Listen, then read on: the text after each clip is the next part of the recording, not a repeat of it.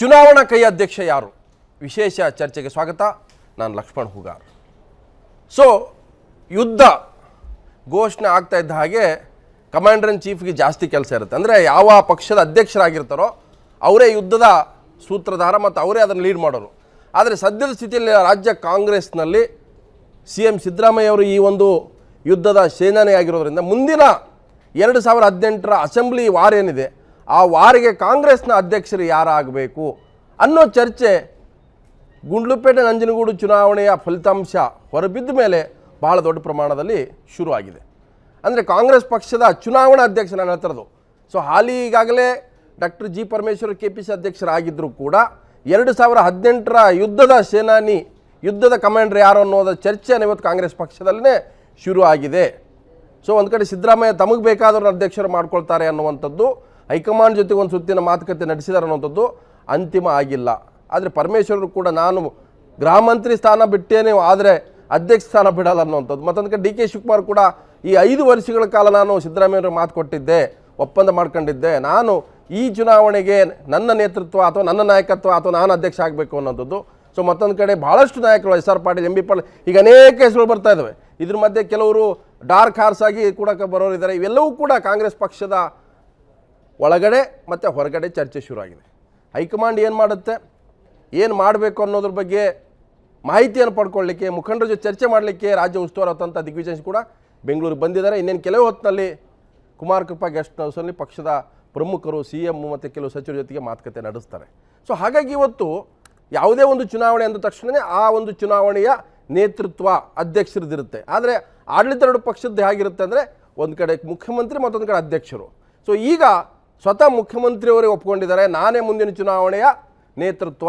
ಅಂದರೆ ಮುಂದಿನ ಚುನಾವಣೆಯಲ್ಲಿ ಏನು ನೇತೃತ್ವ ವಹಿಸೋದ್ರ ಜೊತೆಗೆ ಮುಂದಿನ CM ಕ್ಯಾಂಡಿಡೇಟ್ ಅನ್ನುವಂಥದ್ದು ಕೂಡ ಅವರು ಹೇಳ್ಕೊಂಡಿದ್ದಾರೆ, ಅಂದರೆ ಇಂಡೈರೆಕ್ಟಾಗಿ. ಸೊ ಈ ಕಾರಣಕ್ಕಾಗಿ ಈ ಒಂದು ಚುನಾವಣಾ ಅಧ್ಯಕ್ಷ ಸ್ಥಾನದ ಚರ್ಚೆ ಏನಿದೆ, ಏನು ಲಾಬಿ ಇದೆ, ಮತ್ತೊಂದು ಕಡೆ ಒಳಗೆ ನಡೀತಾ ಇರ್ತಕ್ಕಂಥ ಒಳಪೆಟ್ಟುಗಳಿದ್ದಾವೆ, ಇವೆಲ್ಲವೂ ಕೂಡ ಈಗ ಕಂಡು ಬರ್ತಾ ಇದೆ. ನಾನು ಮತ್ತಷ್ಟು ಚರ್ಚೆ ಮಾಡ್ತೀನಿ. ಯಾಕಂತಂದರೆ ಈ ಒಂದು ಕಾರಣಕ್ಕಾಗಿ ಅನೇಕ ಪಾಯಿಂಟ್ಗಳು ಕೂಡ ಮಾಡ್ಕೊಂಡಿದ್ದೀನಿ. ಈ ಒಂದು ಅಧ್ಯಕ್ಷ ಯಾರಾಗ್ತಾರೆ, ಅದು ಹೈಕಮಾಂಡ್ ಹೇಳುವಂಥದ್ದ ಅಥವಾ CM ಸಿದ್ದರಾಮಯ್ಯ ಸೂಚಿಸುವಂಥದ್ದ ಅಥವಾ ಎಲ್ಲ ನಾಯಕರು ಒಪ್ಪುವಂಥ ಅಧ್ಯಕ್ಷರಾಗ್ತಾರಾ? ಸೊ ಆ ಕಾರಣಕ್ಕಾಗಿ ಈ ಒಂದು ಚರ್ಚೆಯನ್ನು ಮಾಡ್ತಾ ಇದ್ದೀನಿ. ಚುನಾವಣಾ ಕೈ ಅಧ್ಯಕ್ಷ ಯಾರು?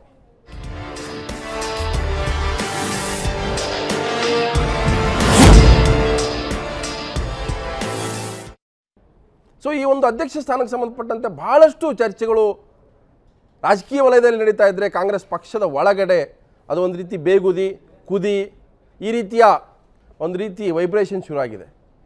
ಪರಮೇಶ್ವರರು ಕೂಡ ಮಾತಾಡಿದ್ದಾರೆ, DK ಶಿವಕುಮಾರ್ ಮಾತಾಡಿದ್ದಾರೆ, CM ಅವರು ಮಾತಾಡಿದ್ದಾರೆ, ಹೀಗೆ ಅನೇಕರು ಮಾತಾಡಿದ್ದಾರೆ.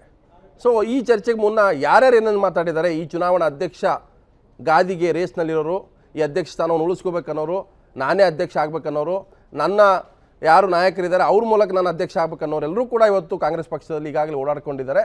ಸೊ ಯಾರ್ಯಾರು ಏನೇನು ಮಾತಾಡಿದರೆ ಒಂದೊಂದು ಸಲ ನೋಡ್ಕೊಂಬರೋಣ. ಯಾವುದೇ ಜಾತಿ ಇರ್ಬೋದು, ಯಾರೇ ಇರ್ಬೋದು, ಉತ್ತರ ಕರ್ನಾಟಕಕ್ಕೆ ಮಾಡಿದರೆ ಅದರಲ್ಲಿ ಚುನಾವಣೆ ವರ್ಷ ಬೇರೆ, ಸ್ವಾಭಾವಿಕವಾಗಿ ಉತ್ತರ ಕರ್ನಾಟಕಕ್ಕೆ ಮಾಡೋದು ಸೂಕ್ತ.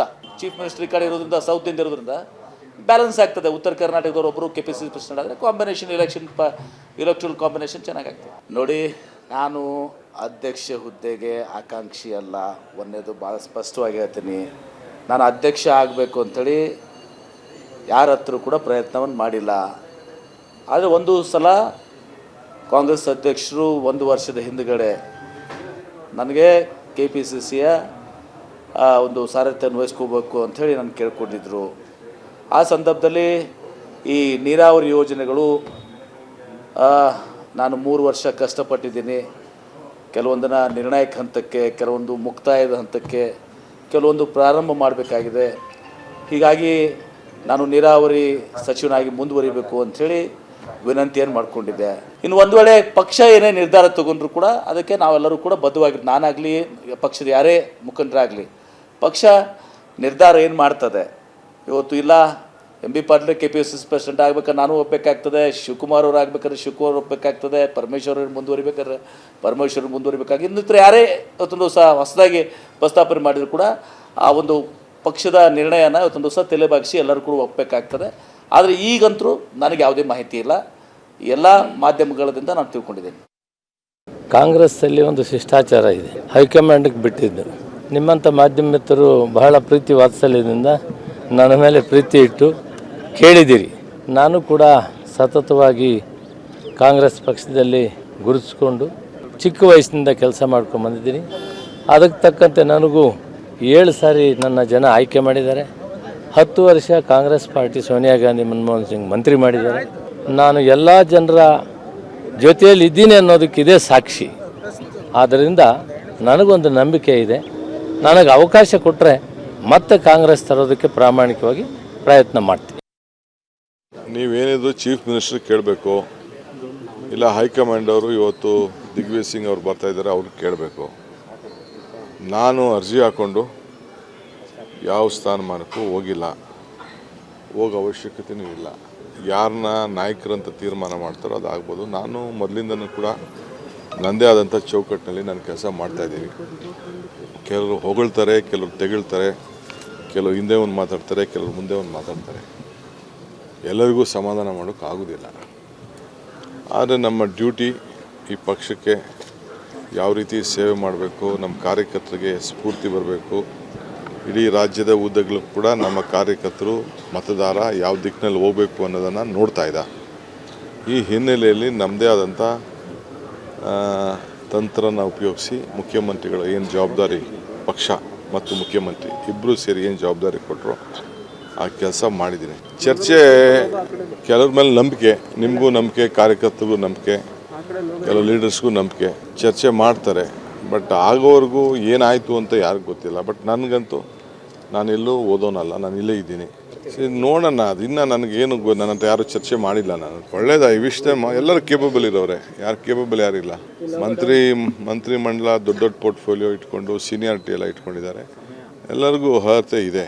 ಸೊ ಯಾರು ಬೇಕಾದ್ರೂ ಆಗಲಿ, ಪಕ್ಷಕ್ಕೆ ಒಳ್ಳೇದಾದರೆ ಯಾರು ಬೇಕಾದ್ರೂ ಆಗಲಿ, ನಂದು ಸಂಪೂರ್ಣವಾದಂಥ ಸಹಕಾರ ಯಾರಿಗೆ ಮಾಡಿದ್ರು ಕೂಡ ಇರ್ತದೆ. ಮಾಧ್ಯಮದಲ್ಲಿ ನಾನು ಕೂಡ ನೋಡಿದ್ದೇನೆ. ಅದೇನೇ ಇದ್ದರೂ ಕೂಡ ವರಿಷ್ಠರೇ ತೀರ್ಮಾನ ಮಾಡಬೇಕಲ್ಲ. ಈಗ ಏನು ತಾವು ಹೇಳಿದ್ರೆ ಹೆಸರುಗಳಿದ್ದಾವೆ, ಅವುಗಳನ್ನು ಕೂಡ ಅವರು ಪರಿಗಣಿಸ್ಬೋದು ಅಥವಾ ಪರಿಗಣಿಸದೇ ಇರ್ಬೋದು. ಅದು ಯಾವ ರೀತಿ ತೀರ್ಮಾನ ಮಾಡ್ತಾರೆ ಅಂತಿಮವಾಗಿ ಅವರು ನಮಗೆ ತಿಳಿಸ್ತಾರೆ. ತಿಳಿಸಿದ ಮೇಲೆ ನಾವು ಇನ್ನೂ ಎಲ್ಲರೂ ಸೇರಿ ಒಟ್ಟಾರೆ ಒಂದು ಸಾಮೂಹಿಕ ನಾಯಕತ್ವ, ಮಾನ್ಯ ಮುಖ್ಯಮಂತ್ರಿಗಳು, ಪ್ರದೇಶ ಕಾಂಗ್ರೆಸ್ ಸಮಿತಿ ಅಧ್ಯಕ್ಷರು ಎಲ್ಲರೂ ಇವರನ್ನೆಲ್ಲರನ್ನೂ ಒಟ್ಟಿಗೆ ಕರ್ಕೊಂಡೋಗಿ ಒಂದು ಸಾಮೂಹಿಕ ನಾಯಕತ್ವ ಕಳೆದ ಬಾರಿ ಏನು ಮಾಡಿದ್ವು ಅದೇ ರೀತಿ ಅದಕ್ಕಿಂತ ಹೆಚ್ಚು ಹೊತ್ತು ಕೊಟ್ಟು ಕೆಲಸ ಮಾಡಬೇಕಾಗಿದೆ. ಇಲ್ಲ, ನಾನಾಗಲೇ ಹೇಳಿದ್ದೇನಲ್ಲ, ನಮಗೆ ಯಾವುದು ಜವಾಬ್ದಾರಿ ಕೊಟ್ಟರು ನಾನು ಮಾಡ್ತೇನೆ. ಇಲ್ಲಪ್ಪ ಅವರು ಜವಾಬ್ದಾರಿ ಇನ್ನೊಬ್ರಿಗೆ ಕೊಡ್ತೀನಿ ಅಂದರೆ ಅದು ಸರಿ, ಅದಕ್ಕೂ ತಯಾರಿದ್ದೇನೆ ಅಂತ ಹೇಳಿದ್ದೇನೆ ನಾನು. ಆಗ್ಬೋದು, ಅವರು ಸಮರ್ಥರಿದ್ದಾರಲ್ಲ. ಈಗ ನಮ್ಮಲ್ಲಿ ಸಮರ್ಥರಿದ್ದಾರೆ, ಭಾಳ ಜನ ಸಮರ್ಥರಿದ್ದಾರೆ. ಅದಕ್ಕೆ ಕಾಂಗ್ರೆಸ್ ಪಕ್ಷ ಕರ್ನಾಟಕದಲ್ಲಿ ಸದೃಢವಾಗಿದೆ.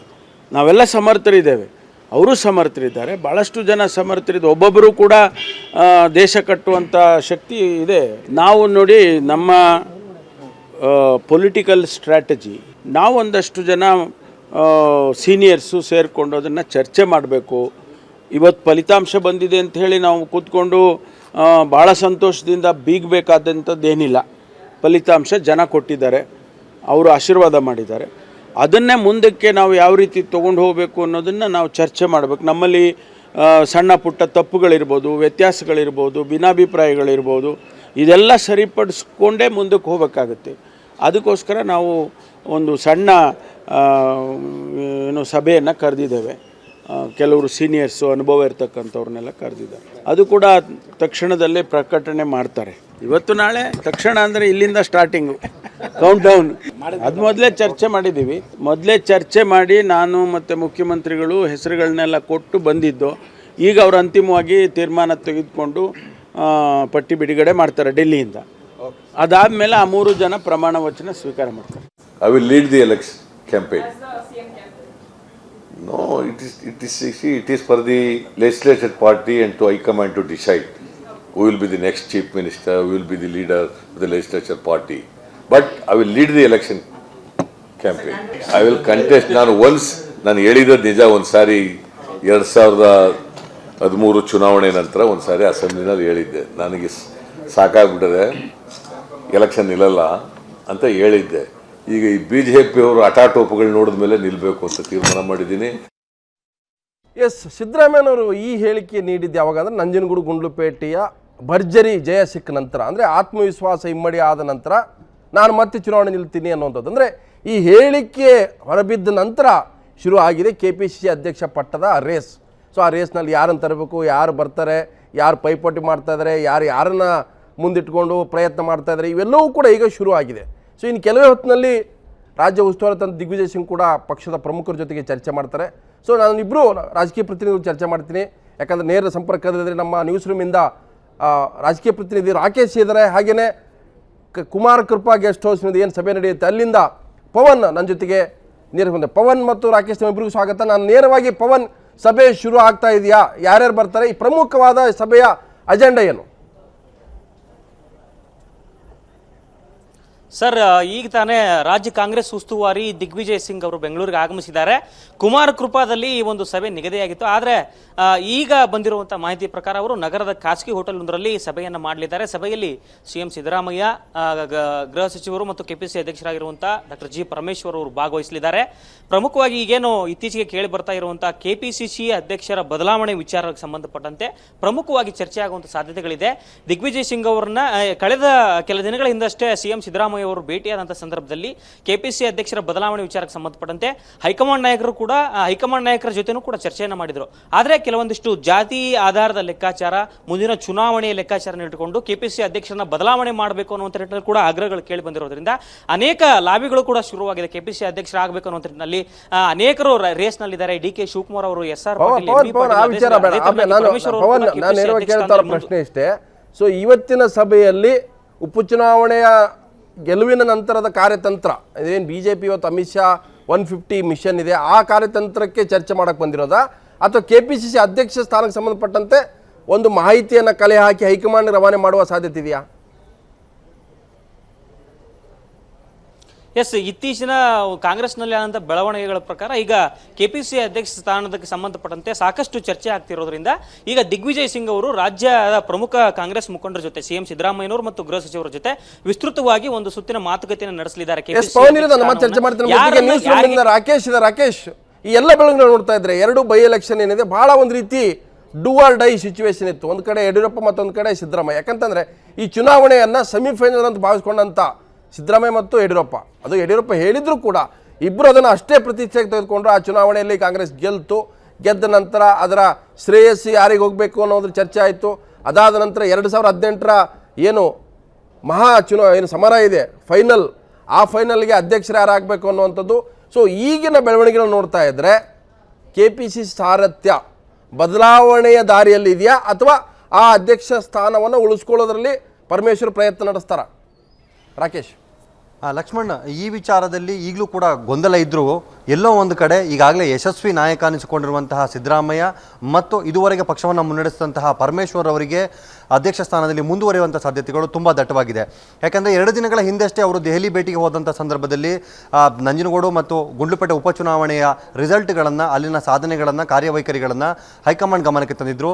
ಈ ಸಂದರ್ಭದಲ್ಲಿ ಮಾತನಾಡ್ತಿದ್ದಂತಹ ಹೈಕಮಾಂಡ್ ಈ ಜವಾಬ್ದಾರಿಯನ್ನು ಇನ್ನಷ್ಟು ಹೆಚ್ಚಿನದಾಗಿ, ಅಂದರೆ ಇನ್ನಷ್ಟು ಮುತುವರ್ಜಿ ವಹಿಸಿ ನೀವು ಮಾಡಬೇಕಾಗುತ್ತೆ, ಮುಂದಿನ ಚುನಾವಣೆಗೂ ನೀವು ಸಿದ್ಧತೆಯನ್ನು ಮಾಡಿಕೊಳ್ಳಿ, ಜವಾಬ್ದಾರಿಯನ್ನು ಹೊತ್ತು ಮುನ್ನಡೆಯಿರಿ ಅನ್ನುವಂಥ ಮಾತನ್ನು ನನಗೆ ಹೇಳಿದ್ದಾರೆ ಅನ್ನುವಂಥ ವಿಚಾರವನ್ನು ಪರಮೇಶ್ವರ್ ಅವರು ಹೇಳ್ಕೊಂಡಿದ್ದಾರೆ. ಅಂದರೆ ಪರೋಕ್ಷವಾಗಿ KPCC ಅಧ್ಯಕ್ಷ ಗಾದಿಯಲ್ಲಿ ನಾನೇ ಮುಂದುವರಿತೇನೆ ಅನ್ನೋದಕ್ಕಿರುವಂತಹ ಒಂದು ನಿದರ್ಶನವನ್ನು ಅವರಲ್ಲಿ ಕೊಟ್ಟಿದ್ದಾರೆ. ರಾಕೇಶ್, ನಾನೇ ಮುಂದುವರಿತೀನಿ ಅನ್ನುವ ಸ್ಥಿತಿ ಅಂದರೆ ಹೇಳುವ ಒತ್ತಡ ಬಂತ ಅಂತ, ಅಂದರೆ ಎಲ್ಲ ಬೆಳವಣಿಗೆ ನಡೀತಾ ಇದೆ ಅಂತ ಆಯ್ತಲ್ಲ?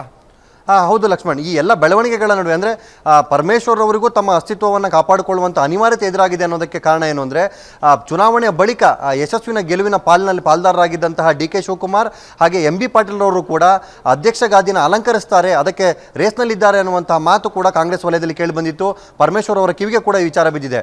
ಹೀಗಾಗಿ ಮುಂದಿನ ಚುನಾವಣೆಯಲ್ಲಿ ತೆಗೆದುಕೊಳ್ಳುವಂತಹ ನಿರ್ಧಾರಗಳು ಸಮುದಾಯವನ್ನು ಓಲೈಕೆ ಮಾಡುವಂಥ ಲೆಕ್ಕಾಚಾರದಲ್ಲಿ ಇಬ್ಬರು ನಾಯಕರುಗಳು ಪ್ರಬಲರಾಗಿರೋದ್ರಿಂದಾಗಿ ಈಗ ತಮ್ಮ ಸ್ಥಾನವನ್ನು ಪರಮೇಶ್ವರ್ ಉಳಿಸಿಕೊಳ್ಳುವ ಅನಿವಾರ್ಯತೆ ಇದೆ. ಹೀಗಾಗಿ ಆ ಮಾತನ್ನು ಅವರು ಹೇಳಿರ್ಬೋದು.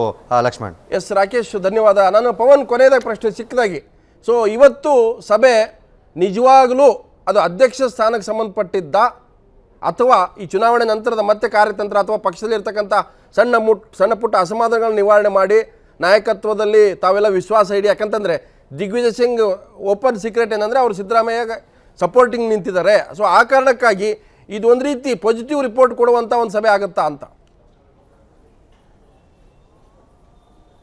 ಎಸ್, ಖಂಡಿತ. ಈಗ ಸಭೆಯ ಅಜೆಂಡಾವನ್ನು ಗಮನಿಸಿದಾಗ ಪ್ರಮುಖವಾಗಿ ಚರ್ಚೆಗೆ ಬರುವಂಥ ವಿಚಾರ ಅಂದರೆ KPCC ಅಧ್ಯಕ್ಷರ ವಿಚಾರ. ಅದನ್ನು ಹೊರತಾಗಿ ತಾವು ಹೇಳಿದಾಗೆ ಈಗೇನು ವಿಷನ್ 150 ಏನಿದೆ BJP ಅವ್ರದ್ದು, ಅದಕ್ಕೆ ಸಂಬಂಧಪಟ್ಟಂತೆ ಕೂಡ ಚುನಾವಣೆಯ ರಣತಂತ್ರಗಳಿಗೆ ಸಂಬಂಧಪಟ್ಟಂತೆ ಅಲ್ಲದೆ ಈ ಖಾಲಿ ಇರುವಂಥ ಮಂತ್ರಿ ಸ್ಥಾನಗಳ ಭರ್ತಿಗೆ ಸಂಬಂಧಪಟ್ಟಂತೆ ಚರ್ಚೆಯನ್ನು ಮಾಡಲಿದ್ದಾರೆ. ಮೊದಲಿಂದನೂ CM ಸಿದ್ದರಾಮಯ್ಯನವರ ಪರವಾಗಿ ದಿಗ್ವಿಜಯ್ ಸಿಂಗ್ ಅವರು ಆಪ್ತರು ಈ ರೀತಿಯಾದಂಥ ಮಾತುಗಳು ಕೇಳಿ ಬರ್ತಾರೆ. ಇದರಿಂದ CM ಅವರ ಒಂದು ಅಭಿಪ್ರಾಯಕ್ಕೆ ಮನ್ನಣೆ ಕೊಡುವಂಥ ಸಾಧ್ಯತೆಗಳು ಕೂಡ ಹೆಚ್ಚಾಗಿದೆ. ಸೊ ಅಂತಿಮವಾಗಿ KPCC ಅಧ್ಯಕ್ಷರ ಗಾದಿ ಯಾರಿಗೆ ಒಲಿಯುತ್ತೆ ಅನ್ನುವಂಥದ್ದು ಕೂಡ ಸಾಕಷ್ಟು ಕುತೂಹಲ ಕೆರಳಿಸಿದೆ. ಅಂತಿಮವಾಗಿ ಈ ಒಂದು ಚರ್ಚೆಯ ಬಳಿಕ ಒಂದು ರಿಪೋರ್ಟ್ ಅನ್ನು ತೆಗೆದುಕೊಂಡು ಸೋನಿಯಾ ಗಾಂಧಿ ಅವರು ಪ್ರತಿನಿಧಿ ಪವನ್ ಹೆಚ್ಚಿನ ಮಾಹಿತಿ ನೋಡಿ. ಯಾಕಂತಂದ್ರೆ ಈಗ ಕೆಲವು ಹೊತ್ತಿನಲ್ಲೇ ಒಂದು ಪಂಚತಾರ ಹೋಟೆಲ್, ಯಾಕಂದ್ರೆ ಕುಮಾರ್ ಕೃಪಾದಲ್ಲೇ ಸಭೆ ನಿಗದಿಯಾಗಿತ್ತು, ಮತ್ತೆ ಅದು ಶಿಫ್ಟ್ ಆಗಿದೆ. ಅಂದ್ರೆ ಈ ಒಂದು ಸಭೆ ಏನಿದೆ ಅದು ಕೇವಲ ಅಧ್ಯಕ್ಷ ಸ್ಥಾನಕ್ಕೆ ಸಂಬಂಧಪಟ್ಟಿದ್ದಲ್ಲ. ಈ ಮಂತ್ರಿ ಮಂಡಲದ ಯಾರನ್ನು ಸೇರಿಸ್ಕೋಬೇಕು, ಪುನರಚನೆ ಮಾಡಬೇಕಾ, MLCಗಳು ಕೂಡ ಆಕಾಂಕ್ಷಿಗಳಿದ್ದಾರೆ. ಸೊ ಗೆದ್ದ ನಂತರ ಮುಂದಿನ ನಾಯಕತ್ವ ಇದ್ರ ಬಗ್ಗೆ ಚರ್ಚೆ ನಡೆಯುತ್ತೆ. ಯಾಕಂತಂದರೆ ಇವತ್ತಿನ ಸನ್ನಿವೇಶ ಏನಿದೆ ಅಂದರೂ 2018 ಮಿಷನ್ 2018 ಅನ್ನುವಂಥದ್ದು ಕಾಂಗ್ರೆಸ್ಗೆ ಒಂದು ಚಾಲೆಂಜ್ ಆಗಿದೆ. ಸೊ ನಾನು ಚರ್ಚೆ ಮಾಡ್ತೀನಿ ಜೊತೆಗೆ ಹಿರಿಯ ಪತ್ರಕರ್ತರು ವಿಶ್ಲೇಷಕರಂತ ಪ್ರಸನ್ನ ಕುಮಾರ್ ಸ್ವಾಗತ. ನಾನು 1 ನಾನು ತೆಗೆದುಕೊಂಡು ಹೋಗ್ತೀನಿ ಮುಂದಿನ ಹಂತದಲ್ಲಿ. ಯಾಕಂತಂದರೆ ನಾವು ಯಾರ್ಯಾರು ಇದರ ರೇಸ್ನಲ್ಲಿದ್ದಾರೆ, ಲೆಕ್ಕಾಚಾರಗಳೇನು, ಜಾತಿ ಸಮೀಕರಣಗಳೇನು, JDS BJPಯ ವಿರುದ್ಧವಾಗಿ ಏನೇನು ಮಾಡಬಹುದು. ಯಾಕಂತಂದರೆ ಒಂದು ಪಕ್ಷ ಆಗಿ ಸುಮ್ಮನೆ ಕೂರೋದಿಲ್ಲ. ಯಾಕಂತಂದರೆ ಒಂದು ಕಡೆ ಸಿದ್ದರಾಮಯ್ಯ, ಮತ್ತೊಂದು ಕಡೆ KPCC ಅಧ್ಯಕ್ಷರು. ಆ KPCC ಅಧ್ಯಕ್ಷರು ಯಾರಾಗಬೇಕು, ಒಂದು ವೇಳೆ ಪರಮೇಶ್ವರನ್ ಮುಂದುವರಿಯೋದಾದರೆ ಹೇಗಿರುತ್ತೆ ಅವರ ಸಂಬಂಧಗಳು, ಇವು ಮುಂದಿನ ಚುನಾವಣೆಯ ಮೇಲೆ ಪರಿಣಾಮ ಬೀರ್ತಕ್ಕಂಥ ಒಂದು ಬೆಳವಣಿಗೆಗಳು. ಸೊ ನಾನು ಚರ್ಚೆ ಮಾಡ್ತೀನಿ, ಪಾಯಿಂಟ್ ಬೈ ಪಾಯಿಂಟ್ ಚರ್ಚೆ ಮಾಡ್ತೀನಿ. ಅದರ ಇಕ್ವೇಷನ್ಸ್ ಏನಾಗುತ್ತೆ, ಏನೇನು ಆಗ್ಬೋದು ಪಕ್ಷದೊಳಗಡೆ, ಅಥವಾ ಚುನಾವಣಾ ರಣತಂತ್ರದಲ್ಲಿ ಏನು ಬದಲಾವಣೆಗಳಾಗ್ತವೆ. ಸೊ ಪ್ರಸನ್ನ ಅವರು ಕೂಡ ಅದ್ರ ಮೇಲೆ ಬೆಳಕು ಚೆಲ್ತಾರೆ, ವಿಶ್ಲೇಷಣೆ ಮಾಡ್ತಾ ಹೋಗ್ತೀವಿ. ನನ್ನ ಜೊತೆ ಹಿರಿಯ ಪತ್ರಕರ್ತರು ವಿಶ್ಲೇಷಕರಂತ ಪ್ರಸನ್ನ ಕುಮಾರ್ ಒಂದು ನೇರವಾದ ಪ್ರಶ್ನೆ. ಈಗ ನಾವು ಪರಮೇಶ್ವರ್ ಅವರು ವಿಚಾರ ತಗೊಳ್ಳೋದಾದರೆ ಅದಕ್ಕಿಂತ ಮೊದಲು KPCC ಅಧ್ಯಕ್ಷ ಅನ್ನುವಂಥದ್ದು ಈಗ ಸದ್ಯದ 2018 ಚುನಾವಣಾ ಅಖಾಡದಲ್ಲಿ ಅದೊಂದು ರೀತಿ ಕಮಾಂಡರ್ ಇನ್ ಚೀಫ್ ಇದ್ದಂಗೆ ಎಲೆಕ್ಷನ್ ಲೆಕ್ಕದಲ್ಲಿ. ಸೊ ಅದು ಬದಲಾವಣೆ ಆಗುತ್ತೆ ಅನ್ನುವಂಥ ಒಂದು ಚರ್ಚೆ ಶುರು ಆಗಿದೆಯಲ್ಲ, ಅಂದರೆ ರಿಸಲ್ಟ್ ಕಾರಣನ ಅಥವಾ ರಿಸಲ್ಟ್ ಫೇಲ್ ಆಗಿದ್ರೆ ಆಗ್ತಿತ್ತ ಅಂತ? ಅಲ್ಲಿ ಏನಾಗಿದ್ರೂ ಆಗ್ತಿತ್ತು. ಏನ ಬದಲಾವಣೆ ಇದು ಅಲ್ಲ, ಯಾವುದೇ ಒಂದು ರಾಜಕೀಯ ಪಕ್ಷಕ್ಕೆ ಏನಾಗುತ್ತೆ, ಚುನಾವಣಾ ಸಂದರ್ಭದಲ್ಲಿ ಕೆಲವು ಬದಲಾವಣೆಗಳು ಮಾಡಬೇಕಾಗ್ತದೆ. ಅಂದರೆ ಜನರ ಹತ್ರ ಹೋಗ್ಬೇಕಾದ್ರೆ ನೀವು ಏನಾದ್ರು ಒಂದು ಬದಲಾವಣೆ ಬೇಕು. ಅಲ್ಲ, ಈಗ ಯುದ್ಧ ವಿರಾಮದ ಕಾಲ ಇದೆ, 4 ವರ್ಷದ್ದು. ಈ ಯುದ್ಧ ಕಾಲ ಈಗ ಪರಮೇಶ್ವರ್ ಅವರು ಕಳೆದ 7 ವರ್ಷಗಳಿಂದ ಸತತವಾಗಿ ಅಧ್ಯಕ್ಷರಾಗಿ ಪಕ್ಷ ಮುನ್ನಡೆಸಿದ್ದಾರೆ. ಈಗ ಪಕ್ಷ ಚುನಾವಣಾ ವರ್ಷ ಕಾಲಿಟ್ಟಿದೆ. ಚುನಾವಣಾ ಸಂದರ್ಭದಲ್ಲಿ ನೀವೇನು ಕೊಡ್ತೀರಿ, ಏನಾದ್ರು ಒಂದು ಬದಲಾವಣೆ ಬೇಕು. ಈಗ ಮುಖ್ಯಮಂತ್ರಿಗಳನ್ನ ಬದಲಾವಣೆ ಮಾಡೋ ಸ್ಥಿತಿಲಿ ಇಲ್ಲ. ಸೊ ಅವರು ಕಂಟಿನ್ಯೂ ಆಗ್ತಾರೆ. ಸೊ ರೂಲಿಂಗ್ ಪಾರ್ಟಿ ಇದ್ದಾಗ ಏನಾಗ್ತದೆ, ಯಾವತ್ತು ಯಾವುದೇ ಒಂದು ರಾಜಕೀಯ ಪಕ್ಷ ರೂಲಿಂಗ್ ಪಾರ್ಟಿ ಆಗಿದ್ದಾಗ ಪಕ್ಷದ ಅಧ್ಯಕ್ಷರು ಕಮಾಂಡರ್ ಇನ್ ಚೀಫ್ ಅಂತ ಹೇಳಕ್ಕಾಗಲ್ಲ. ನಾವು ಸೆಕೆಂಡ್ ಇನ್ ಕಮಾಂಡರ್ ಅಪೋಸಿಷನ್ ಇದ್ದಾಗ ಪಕ್ಷದ ಅಧ್ಯಕ್ಷ ಕಮಾಂಡರ್ ಇನ್ ಚೀಫ್. ಆದರೆ ರೂಲಿಂಗ್ ಪಾರ್ಟಿಯಲ್ಲಿ ಏನಾಗ್ತದೆ, ಮುಖ್ಯಮಂತ್ರಿ ಅಂತ ಒಬ್ಬರು ಇರ್ತಾರೆ. ಮುಖ್ಯಮಂತ್ರಿ ಯಾರು ಇರ್ತಾರೆ ಸಾಮಾನ್ಯ ಹಿ ವಿಲ್, ಅದನ್ನೇ ನೋಡಿ ಸಿದ್ದರಾಮಯ್ಯ ರಿಯಾಕ್ಷನ್ ಹೇಳಿದ್ರು, I will lead the campaign. ಅದು ಹೇಳಿದ ಮೇಲೆ ಶುರು ಆಯಿತು ಅಂತ. ಸೊ ಅದ್ರ ಅರ್ಥ ಸೂಚನೆ ಕೊಟ್ಟರು, ಐ ವಿಲ್ ಲೀಡ್ ಅಂತಿದಂಗೆ ಅರ್ಥ ಏನಾಯ್ತದೆ. ಆಮೇಲೆ ಮಧ್ಯದಿಂದ ನಡ್ಕೊಂಬಂದಿರೋ ಸಂಪ್ರದಾಯ, ಯಾವತ್ತೇ ಅಧಿಕಾರ ಇದ್ದು ಚುನಾವಣೆ ನಡೆದು ಒಂದು ಪಕ್ಷ ಆ ಪಕ್ಷ ಗೆದ್ರೆ ಮುಖ್ಯಮಂತ್ರಿ ಸಾಮಾನ್ಯವಾಗಿ ಅವರೇ ಕಂಟಿನ್ಯೂ. ಸೊ ಪ್ರಸನ್ನ ನಾನು ಚರ್ಚೆ ಮಾಡ್ತೀನಿ ಮುಂದಿನ ಹಂತದಲ್ಲಿ. ಅಂದರೆ ಈಗಿನ ಈ ಬೆಳವಣಿಗೆಗಳು ನೋಡ್ತಾ ಇದ್ರಿ, ಇವತ್ತು ದಿಗ್ವಿಜಯ್ ಸಿಂಗ್ ಸಭೆ ಮಾಡ್ತಾ ಇದ್ದಾರೆ ಪ್ರಮುಖರ ಜೊತೆಗೆ. ಇದೇ ಮೇನ್ ಅಜೆಂಡಾ ಅಂತಲ್ಲ, ಬಟ್ ಇದು ಒಂದು ಅಜೆಂಡಾ ಇರ್ಬೋದು. ಮೊನ್ನೆ ಸಿದ್ದರಾಮಯ್ಯ ಕೂಡ ಹೈಕಮಾಂಡ್ ಜೊತೆ ಚರ್ಚೆ ಮಾಡಿ ಬಂದಿದ್ದಾರೆ ಅಂತ. ಅಂದರೆ ತಮಗೆ ಬೇಕಾದಂತ already long pending issue. Yes, long pending. 2016 ಏಪ್ರಿಲ್ನಲ್ಲೂ ಕೂಡ ದಿಗ್ವಿಜಯ್ ಸಿಂಗ್ ಇದೇ ತರ ಬಂದಿದ್ರು ಬೆಂಗಳೂರಿಗೆ, ಇದೇ ರೀತಿ ಚರ್ಚೆ ಆಗಿತ್ತು. ಅದು 6 ವರ್ಷದಿಂದ ಯಾರ್ದೋ ಒಂದು ಹೆಸರುಗಳು ಓಡಾಡ್ದು, ಇನ್ನೇನು ನಾಳೆ ಬೆಳಿಗ್ಗೆ ಅನೌನ್ಸ್ ಆಗ್ತದೆ ಅನ್ನೋದು. ಸೊ ಹಾಗಾಗಿ ಈಗ ಅಧ್ಯಕ್ಷ ಸ್ಥಾನದ ಬದಲಾವಣೆ ಅಥವಾ ಅಧ್ಯಕ್ಷ ಸ್ಥಾನ ಮುಂದುವರಿಕೆ ಅನ್ನುವಂಥದ್ದು ಕೂಡ ಮೇನ್ ಅಜೆಂಡಾ ಆಗುತ್ತೆ ಕಾಂಗ್ರೆಸ್ಗೆ ಈಗ. ಸೊ ನಾನು ಚರ್ಚೆ ಮಾಡ್ತೀನಿ. ಮೊದಲಿಗೆ ಡಾಕ್ಟರ್ ಜಿ ಪರಮೇಶ್ವರ ವಿಚಾರವನ್ನು ನಾವು ತಗೊಳ್ಳೋದಾದರೆ ಫಸ್ಟಿಗೆ ಅವ್ರ ಗ್ರಾಫಿಕ್ಸ್ ಪಾಯಿಂಟ್ ನೋಡ್ಕೊಂಬರೋಣ ಒಂದೊಂದಾಗಿ. ಡಾಕ್ಟರ್ ಜಿ ಪರಮೇಶ್ವರ್ ಅವರು ಈಗ ಅಧ್ಯಕ್ಷರಿದ್ದಾರೆ. ಸೊ ಅವರೇ ಮುಂದುವರಿಬೇಕು ಅನ್ನುವ ಚರ್ಚೆ. ಸೊ ಡಾಕ್ಟರ್ ಜಿ ಪರಮೇಶ್ವರ ಏನು ಪಾಯಿಂಟ್ಸ್ಗಳಂತಂದರೆ ಪ್ಲಸ್ ಪಾಯಿಂಟು, ಅವರು ಇಲ್ಲಿವರೆಗೂ ಆದಂಥ ಅಧ್ಯಕ್ಷರಿಗಿಂತ ಅತಿ ಹೆಚ್ಚು ನಾನ್ ಸ್ಟಾಪ್ 6 ವರ್ಷ ಮುಗಿಸಿ 7ನೇ ವರ್ಷದಲ್ಲಿ ಅವರು ಅಧ್ಯಕ್ಷರಾಗಿ ಮುಂದುವರಿತಾ ಇದ್ದಾರೆ. ಸೊ ಇದು ವಿಶೇಷ. ನೆಕ್ಸ್ಟ್, ಅವಧಿ ಮುಗಿದರೂ ಕೂಡ ಪ್ರತಿ ಬಾರಿ ಕಳೆದ ಬಾರಿ ಕೂಡ 6 ತಿಂಗಳು ಅವರಿಗೆ ಎಕ್ಸ್ಟೆನ್ಷನ್ ಕೊಟ್ಟಿದ್ದಾರೆ. ಈಗ ಮತ್ತೆ 6 ತಿಂಗಳು ಎಕ್ಸ್ಟೆನ್ಷನ್ ಕೊಟ್ಟಿದ್ದಾರೆ. ಅಂದರೆ ಅವರು ಈಗ ಅಧ್ಯಕ್ಷರಾಗಿ ಮುಂದುವರಿತಾ ಇದ್ದಾರೆ ಹೊರತಾಗಿ ಅವರು ಅಧ್ಯಕ್ಷರಾಗಿಲ್ಲ ಅನ್ನುವಂಥದ್ದು. ಯಾಕಂತಂದರೆ ಅವ್ರನ್ನ ಹಾಗೆ ಮುಂದುವರಿಸ್ತಾ ಇದ್ದಾರೆ. ಸೊ ಈಗ ಸದ್ಯಕ್ಕೆ ಅವರು ಮುಂದುವರೆದ ಅಧ್ಯಕ್ಷ.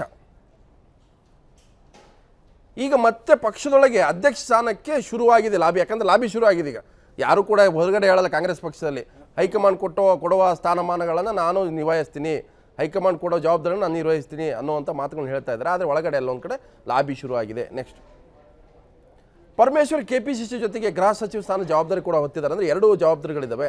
ಸೊ ಭಾಳಷ್ಟು ಜನ ಹೇಳ್ತಾ ಇದ್ದಾರೆ ನೀವು ಒಂದು ಜವಾಬ್ದಾರಿ ತಗೊಳ್ಳಿ ಅನ್ನುವಂಥದ್ದು. ಆದರೆ ಸದ್ಯಕ್ಕೆ ಅವರಿಗೆ ಗೃಹ ಸಚಿವ ಸ್ಥಾನ ಬಿಟ್ಟರು ಬಿಡ್ತಾರೆ, ಆದರೆ ಅಧ್ಯಕ್ಷ ಸ್ಥಾನ ಬಿಡೋದರಲ್ಲಿ ಅವರು ಆಸಕ್ತಿ ಇಲ್ಲ, ಬಿಡೋ ಸ್ಥಿತಿಯಲ್ಲೂ ಇಲ್ಲ. ನೆಕ್ಸ್ಟು, ಮುಂದಿನ 1 ವರ್ಷ ಕಾಂಗ್ರೆಸ್ ಪಕ್ಷಕ್ಕೆ ಅದು ಚುನಾವಣಾ ವರ್ಷ.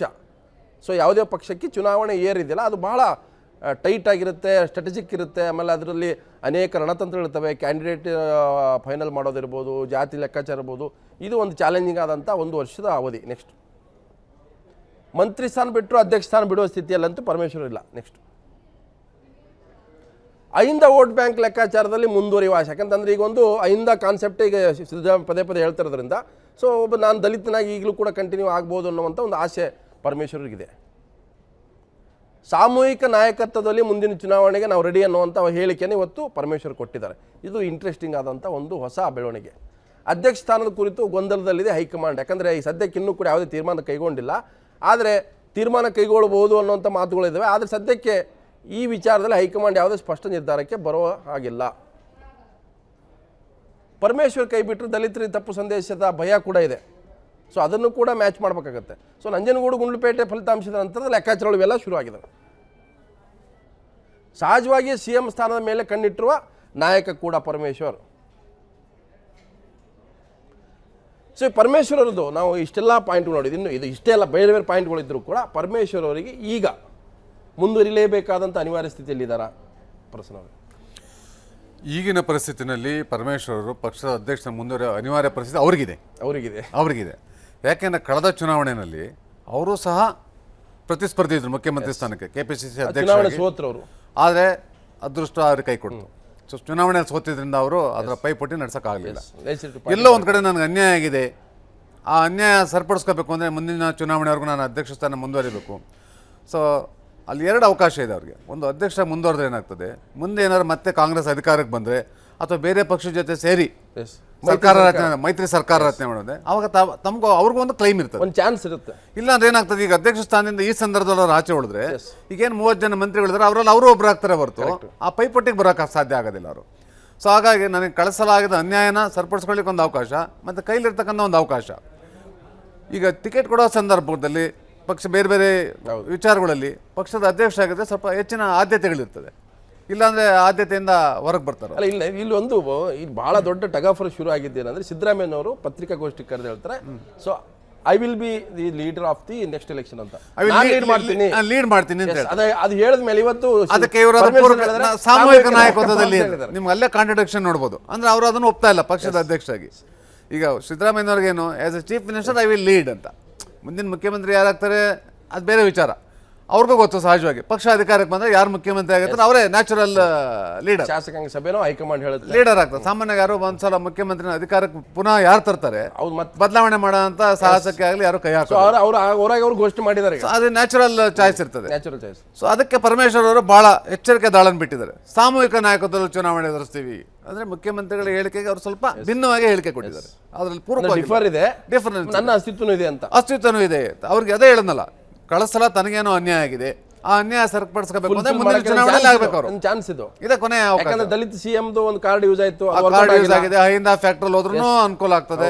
ಒಟ್ಟಾರೆ ಎಲ್ಲಾ ತರದಲ್ಲಿ ಆಮೇಲೆ ಪಕ್ಷಕ್ಕೆ ಹೆಚ್ಚಿನ ವರ್ಷ ಸೇವೆ ಸಲ್ಲಿಸಿದ್ದೀನಿ ಅನ್ನೋದು ಒಂದು ಅವರಿಗೆ ಕ್ರೆಡಿಟ್ ಕಾರ್ಡ್ ಎಲ್ಲ ಇರ್ತದೆ.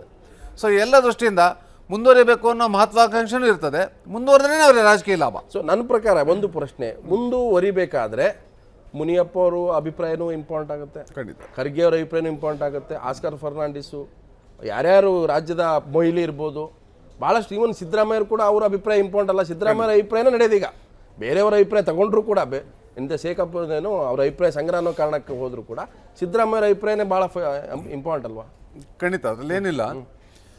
ಇಂಥ ಸಂದರ್ಭದಲ್ಲಿ ಮುಖ್ಯಮಂತ್ರಿಗಳ ಮಾತಿಗೆ ಹೆಚ್ಚಿನ ಬೆಲೆ ಇದ್ದೇ ಇರ್ತದೆ, ಮೊದಲಿಗಿಂತ ಜಾಸ್ತಿ ಇದೆ ಈಗ. ಅದರಲ್ಲಿ ವಿಶೇಷವಾಗಿ ಈ 2 ಉಪಚುನಾವಣೆ ಗೆದ್ದ ಮೇಲೆ ಅವ್ರ ಟೋನ್ ಚೇಂಜ್ ಆಗಿದೆ, ಪಕ್ಷದ ಒಳಗಡೆ ಅವರ ವಾಯ್ಸು, ಅವರ ಬಾಡಿ ಲ್ಯಾಂಗ್ವೇಜ್ ಪ್ರತಿಯೊಂದು ಚೇಂಜ್ ಆಗಿದ್ದನ್ನು ತಾವು ಗಮನಿಸ್ತಾ ಇರ್ಬೋದು. ಅದು ಸಹಜ, ಅದು ರಾಜಕೀಯದಲ್ಲಿ ಒಬ್ಬ ನಾಯಕನಿಗೆ ಸಿಗ್ತಕ್ಕಂಥ ಒಂದು ಪೂರಕವಾದ ಒಂದ್ ವೇಳೆ ಸೋತಿದ್ರೆ ಬಾಡಿ ಲ್ಯಾಂಗ್ವೇಜ್ ಚೇಂಜ್ ಆಗ್ತದೆ, ಬಾಡಿ ಲ್ಯಾಂಗ್ವೇಜ್ ಚೇಂಜ್ ಆಗ್ತದೆ, ವಾಯ್ಸ್ ಚೇಂಜ್ ಆಗ್ತದೆ, ಉಲ್ಟಾ ಬರ್ತಿತ್ತು, ಪಕ್ಷದ ಒಳಗಡೆ ಬೇರೆ ಬೇರೆ ರಿವೋಲ್ಟ್ಗಳು ಸ್ಟಾರ್ಟ್ ಆಗ್ತವೆ. ಈಗ ಅದಕ್ಕೆಲ್ಲ ಅವಕಾಶ ಇಲ್ಲ, ಅದೆಲ್ಲ ಕೂಡ ಕ್ಲೀನ್ ಆಯ್ತಿದೆ, ಅದೆಲ್ಲ ಕ್ಲೀನ್ ಆಗಿದೆ. ಈ 2 ಉಪಚುನಾವಣೆಯಿಂದ ಇವೆಲ್ಲ ಅನುಕೂಲಗಳು. ಉಪಚುನಾವಣೆ ಫಲಿತಾಂಶ ಪೂರಕವಾಗಿರೋದ್ರಿಂದ ಕಾಂಗ್ರೆಸ್ ಪಕ್ಷಕ್ಕೆ ಇವೆಲ್ಲ ಪೂರಕವಾಗಿದೆ. ಅದರಲ್ಲೂ ವಿಶೇಷವಾಗಿ ಯಾರು ನಾಯಕತ್ವ ವಹಿಸಿದ್ರು ಅವ್ರಿಗೆಲ್ಲ ಇದ್ದೇ ಇರ್ತದೆ. ಸೊ ಹಾಗಾಗಿ ಮುಖ್ಯಮಂತ್ರಿಗಳಿಗೆ ಏನಾಗ್ತದೆ, ನೆಕ್ಸ್ಟ್ ಚುನಾವಣಾ ಸಂದರ್ಭದಲ್ಲಿ ತನಗೆ ಸಹಕಾರ ಕೊಡುವಂಥವ್ರು, ಸ್ವಲ್ಪ ಹೊಂದ್ಕೊಂಡು ಹೋಗುವಂಥವ್ರು ಬೇಕು. ಇನ್ನೊಂದು ಆಲ್ಟರ್ನೇಟಿವ್ ಪವರ್ ಸೆಂಟರ್ ಬೇಡ ಅನ್ನೋದು ನೋಡ್ಬೋದು, ಡಮ್ಮಿನೇ ಇರ್ತದೆ. ಅದಕ್ಕೋಸ್ಕರ ಏನ್ ಮಾಡ್ತಾರೆ, ಉತ್ತರ ಕರ್ನಾಟಕ ಕೊಡೋಣ, ಬೇರೆ ಕಮ್ಯುನಿಟಿ ಕೊಡೋಣ, ಈ ಕಾಂಬಿನೇಷನ್ ಇಡ್ತಾ ಹೋಗ್ತಾರೆ. ಇಷ್ಟು ವರ್ಷದಲ್ಲಿ ಸಡನ್ ಆಗಿ ಬರ್ತದೆ, ಯಾಕಂದ್ರೆ ಚುನಾವಣಾ ವರ್ಷ ಇದು. ಯಾಕಂದ್ರೆ ಬಿಜೆಪಿನಲ್ಲಿ ಮುಖ್ಯಮಂತ್ರಿ ಅಭ್ಯರ್ಥಿ ಯಾರು ಅಂತ ಘೋಷಣೆ ಮಾಡೋಗಿದೆ. JDS ಅಧಿಕಾರಕ್ಕೆ ಬಂದ್ರೆ ಯಾರು ಅಂದ್ರೆ ಕುಮಾರಸ್ವಾಮಿ ಅವರು, ಅದ್ರ ಬಗ್ಗೆ ಯಾರು ಪೈಪೋಟಿನೇ ಇಲ್ಲ ಅಲ್ಲಿ. ಈಗ ಇರ್ತಕ್ಕಂಥದ್ದೇನು ಕಾಂಗ್ರೆಸ್ ಪಾರ್ಟಿನಲ್ಲಿ. ಕಾಂಗ್ರೆಸ್ ಪಕ್ಷ ತನ್ನಷ್ಟಕ್ಕೆ ತಾನೇ ಬಹುಮತದಿಂದ ಅಧಿಕಾರ ಪಡೆಯೋದಾದ್ರೆ ಅಲ್ಲೂ ನ್ಯಾಚುರಲ್ ಚಾಯ್ಸ್ ಇದ್ದೇ ಇರ್ತದೆ. ಮುಖ್ಯಮಂತ್ರಿ ಸಿಎಂ ಕಂಟಿನ್ಯೂ ಆಗ್ತಾರೆ ಅಥವಾ ಹೈಕಮಾಂಡ್ ಹೇಳ್ಬೋದು. ಆದ್ರೂ ಅಲ್ಲಿ ಯಾರು ಅಧ್ಯಕ್ಷ ಆಗಿರ್ತಾರೆ, ಈಗ ಪರಮೇಶ್ವರ್ ಅಧ್ಯಕ್ಷ ಆದ್ರೆ ಒಂದು ಕ್ಲೈಮ್ ಇದ್ದೇ ಇರ್ತದೆ. ಕಳೆದ ಸಲ ನನಗೆ ಅವಕಾಶ ಮಿಸ್ ಆಗಿದೆ, ಈ ಸಲ ಕೊಡಿ, ಅನ್ಯಾಯ ಆಗಿದೆ. ಪ್ರತಿಯೊಂದಕ್ಕೂ ಈ ಸಾಮಾಜಿಕ ನ್ಯಾಯ ಮತ್ತೊಂದು ಇವೆಲ್ಲ ಬಂದೇ ಬರ್ತದೆ. ಸೊ ನೀವು ಹೇಳೋದ ಪ್ರಕಾರ ಡಾಕ್ಟರ್ ಪರಮೇಶ್ವರ್ ಬೇರೆಯವ್ರಿಗಿಂತ ಜಾಸ್ತಿ ಕ್ಲೈಮ್ ಜಾಸ್ತಿ. ಡಾಕ್ಟರ್ ಪರಮೇಶ್ವರ್ ಅವ್ರಿಗೆ ಒಂದು ಏನಂದ್ರೆ ನನ್ನನ್ನು ಮುಂದುವರಿಸಿ ಅಂತ ಹೇಳಿಕೊಳ್ಳೋ ಅನಿವಾರ್ಯ ಸ್ಥಿತಿ ಅವರಿಗಿದೆ. ಬಹಿರಂಗವಾಗಿಲ್ದಿದ್ರು ಇಷ್ಟು ಈಗ ಕಳೆದ 6 ತಿಂಗಳು ವರ್ಷದಿಂದ ವಿಳಂಬ ಆಗ್ತಿರೋದು ಅದೇ ಕಾರಣ.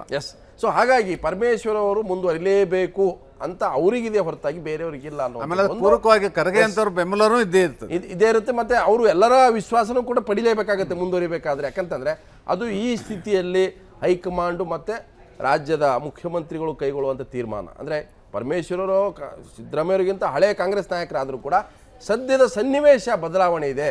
ಸೊ ಈ ಒಂದು ಹಂತದಲ್ಲಿ ನೆಕ್ಸ್ಟ್ ರೇಸಲ್ಲಿ ಇರೋರು ಯಾರಪ್ಪ ಅಂತಂದರೆ DK ಶಿವಕುಮಾರ್.